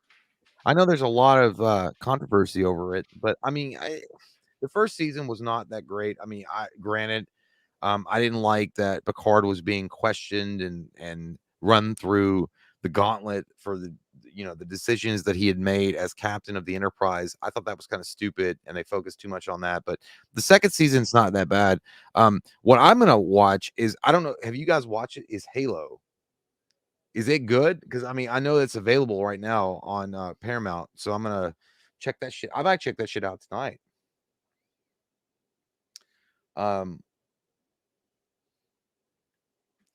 Chunky mashed potatoes is where it's at, says Alexis Corvana. You like chunky? Well, yeah, I mean, it's all right, but I like the smooth ones too. Like, and I know it's weird, but like when you were in high school or middle school and you got mashed potatoes, and I know it was a canned shit, but it was all smooth. I like that shit really good. Batsill says apparently Halo is really bad. Oh fuck, dude, because that's not good. Ryan Tuvel says, "Hey Jay, what do you think the future of Ghostbuster movies is going to be?" Well, I hope they do a sequel to Afterlife, and I hope that we have something more expanded on with that, especially with Ernie Hudson, coming back and buying the firehouse and all that.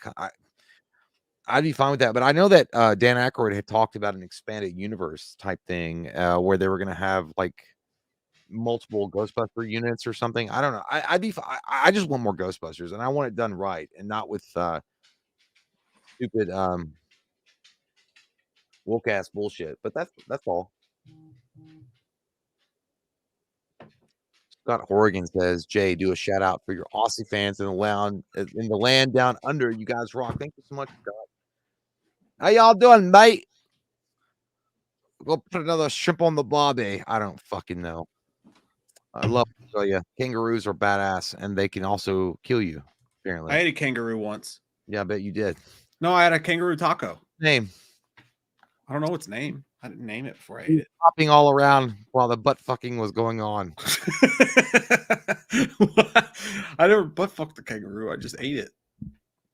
Oh, I thought you fucked and then ate it. No, I didn't fuck it. No, nothing that we need to get to. No super chats or anything like that. So one just popped up. Wyatt Atlee says, before I go, I just wanted to say that I appreciate the both of you and everyone else here as well. I feel accepted here in the Wham community, and I appreciate that very much. Good night, everyone. Love y'all. Hey, good night. I love that. I love that. That's a great stage exit. That's what Will Smith should have said, and not slap Chris Rock. Everything would be so much better if that's what Will Smith said. If he had just be like, I love everybody here, and I don't appreciate certain jokes, but all right, fuck you all. Fuck you, Seattle. Stay classy, San Diego. Go fuck yourself. Good night, Dark Continent. Thank you, White, man. That's super sweet and well fucking said, man. Hey, you know what? I learned something. I learned something this week too, by the way. I had an epiphany. That you don't need to sit down when you pee? No, I do sometimes. Oh, yeah. Sometimes you have to when you're pooping. When you're pooping, definitely. It's the middle of the night, it's dark. Sometimes you sit down and pee. It's kind of feels good. Yeah, I sit down in a urinal and pee in it. Yep, that would be gross. You imagine if you walked in a bathroom, by the way, and like I don't want to think of that. Like a bar bathroom, and some dude was like, I've seen dudes in bathrooms do that joke where they pull their pants and their underwear down to their ankles and like their butt cracks. I've seen that in real life though.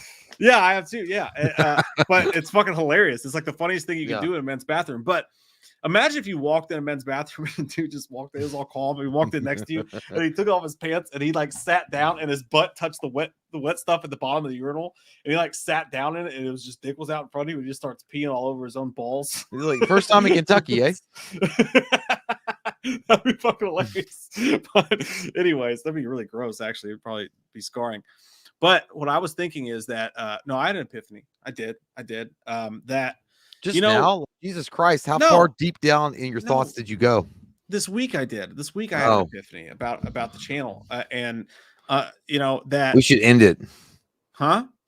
Well, I just said if we're going to take a break, we should hang out a little while. Why are you trying to leave now? I thought you said no. We should end the. You made it. The channel. Oh yeah. No, yeah. No, we should. We should absolutely quit. Like, I think because I'm thinking of a political career.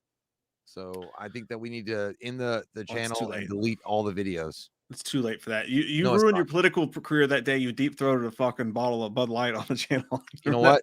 Beat Buddha Gag told me to do it. I did for Buddha Gag.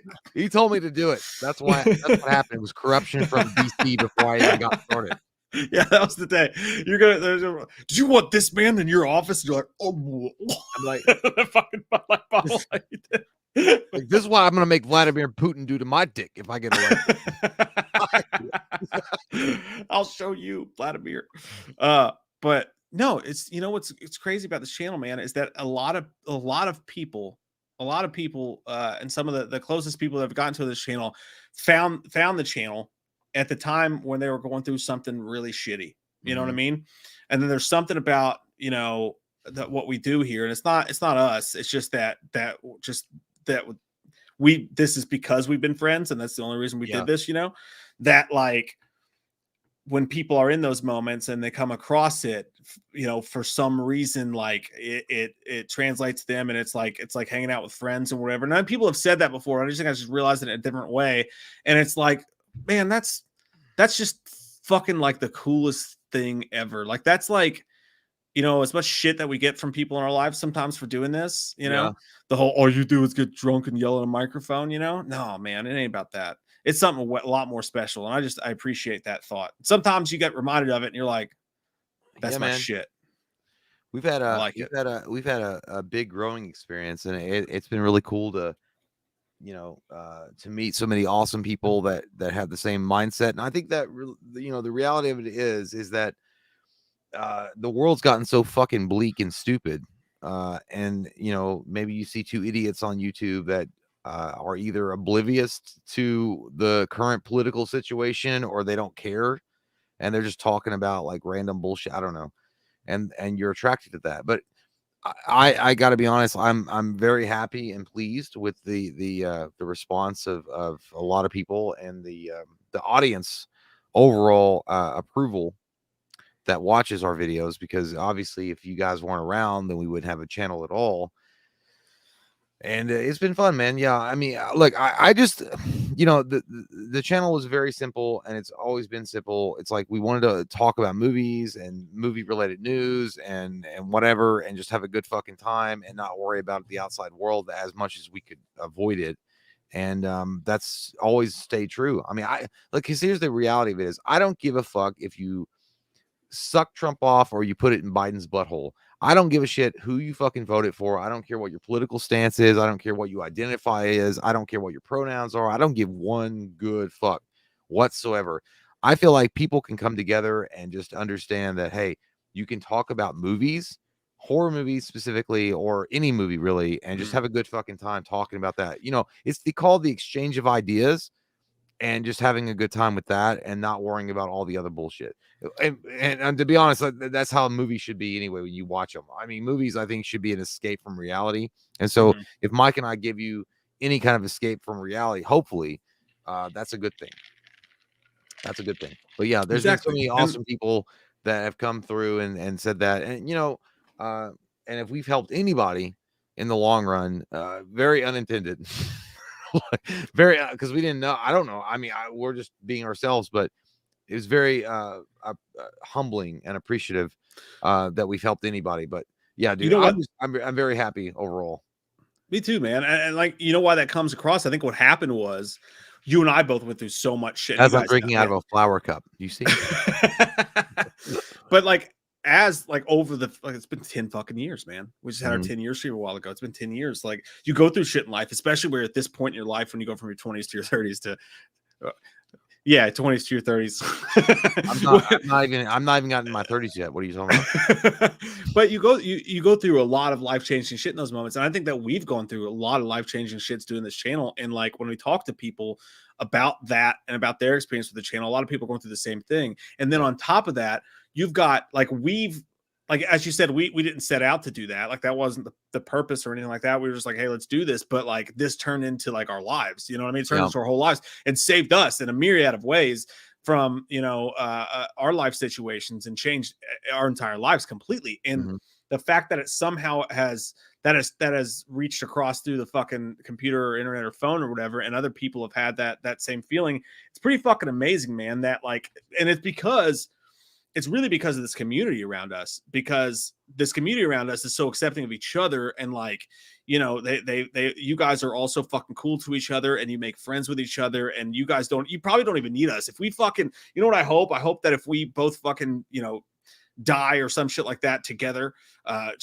we both have heart attacks while we're butt fucking or something, that like, that's good. That'll happen. I hope that you guys like can have like some sort of like weekly fucking meetup where you all just get together and talk, and maybe just put up ugly pictures of our faces on the screen, like, like right on there. And then you guys just talk, because you guys have helped each other as much as we've helped anybody, and as much as you guys helped us. It's just really fucking cool, dude. I'm just really thankful. I'm gonna point this out, and I know what you're saying is true, but I look like an evil villain from like a video game, like with this big vein that's popping up through here.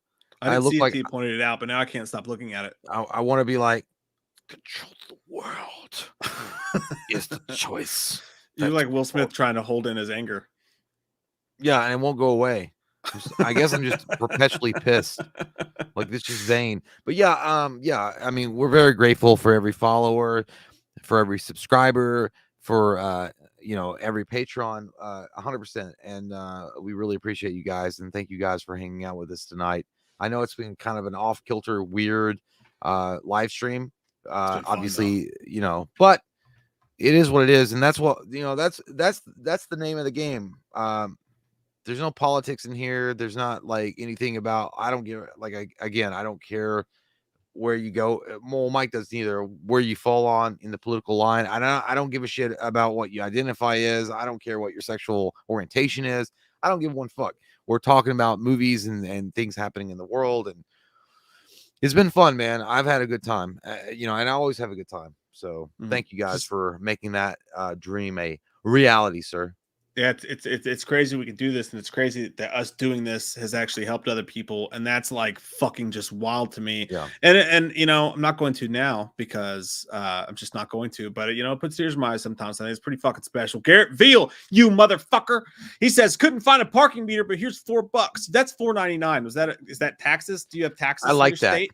I need that. I need that for my child support. It's JS Ghost Child Support. I do have no. It's a real child, but no one knows. Their name's Alicia, and I haven't seen them since they were 4. It's Alicia. It was Jada Pinkett Smith. You don't say that. Michael Parton, thank you. By the way, he feels the need to tell us once again. It's actually Buttigieg. Peter Buttigieg. Peter Buttigieg. Yeah, okay, I don't Buttigieg. know. I mean, the media. Just think about the wrestler. The media calls him Budafuck.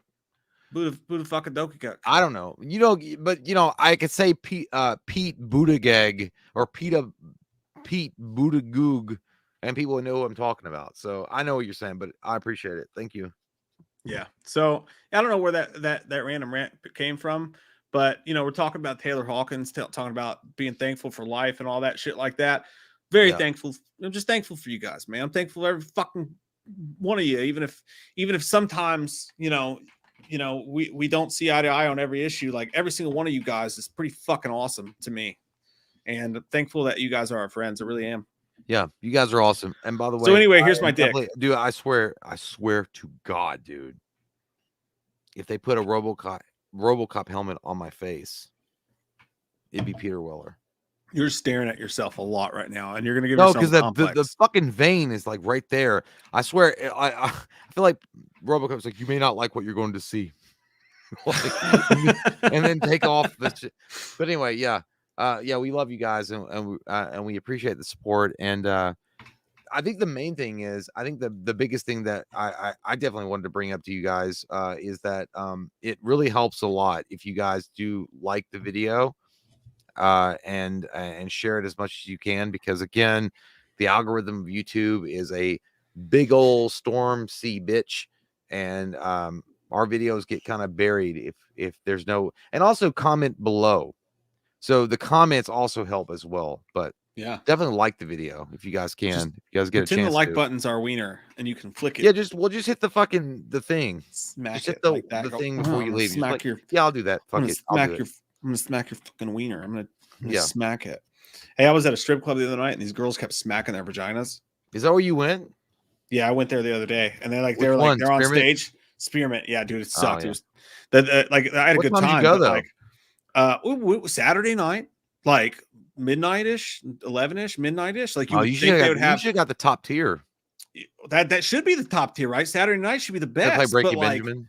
No, they didn't play anything but shitty rap music. Oh. And I like some rap music. They played shitty rap music. And these like, and I had a great time, but like, for one, the guy doing the voice thing was going, you couldn't understand a word he was saying. He was going, back to the stage. It's like us coming from the live stream talking. Yeah. And but some of these girls, like, they would open their vagina, right? And like for everybody, and they would just go, I don't know about that. And they would smack their own vagina and go, oh shit. Like Hulk Hogan. Like, well, you're trying to beat that baby back that's trying to come out from your vagina. I get it. I'm fine with that. Like, I'm fine with that. Like, hey, that's fun. Like, hey, let's do that. It's You're weird. Crazy, and I like it. Because what you're describing is exactly what we went to. We went to Spearmint Rhino in the afternoon, and it was fucking dog shit. Oh yeah, we saw a pregnant stripper or like everything. Yeah, it was dog shit, and that was Saturday evening. So that should have been the most highest tier, like Shannon Tweed type of porn activity going on. Yeah, it was a bad roster. Like, none of the girls were very good. The ones that were attractive were just terrible dancers. And like, now I'm so old, I just like judge their dancing. I'm not even like, hey, boobies. I'm like, oh well, you should. It's like when I put more effort into your act. We went to that strip club with me, you, and Eric from Pretty Much It, and I was like, does that hurt your legs when you do?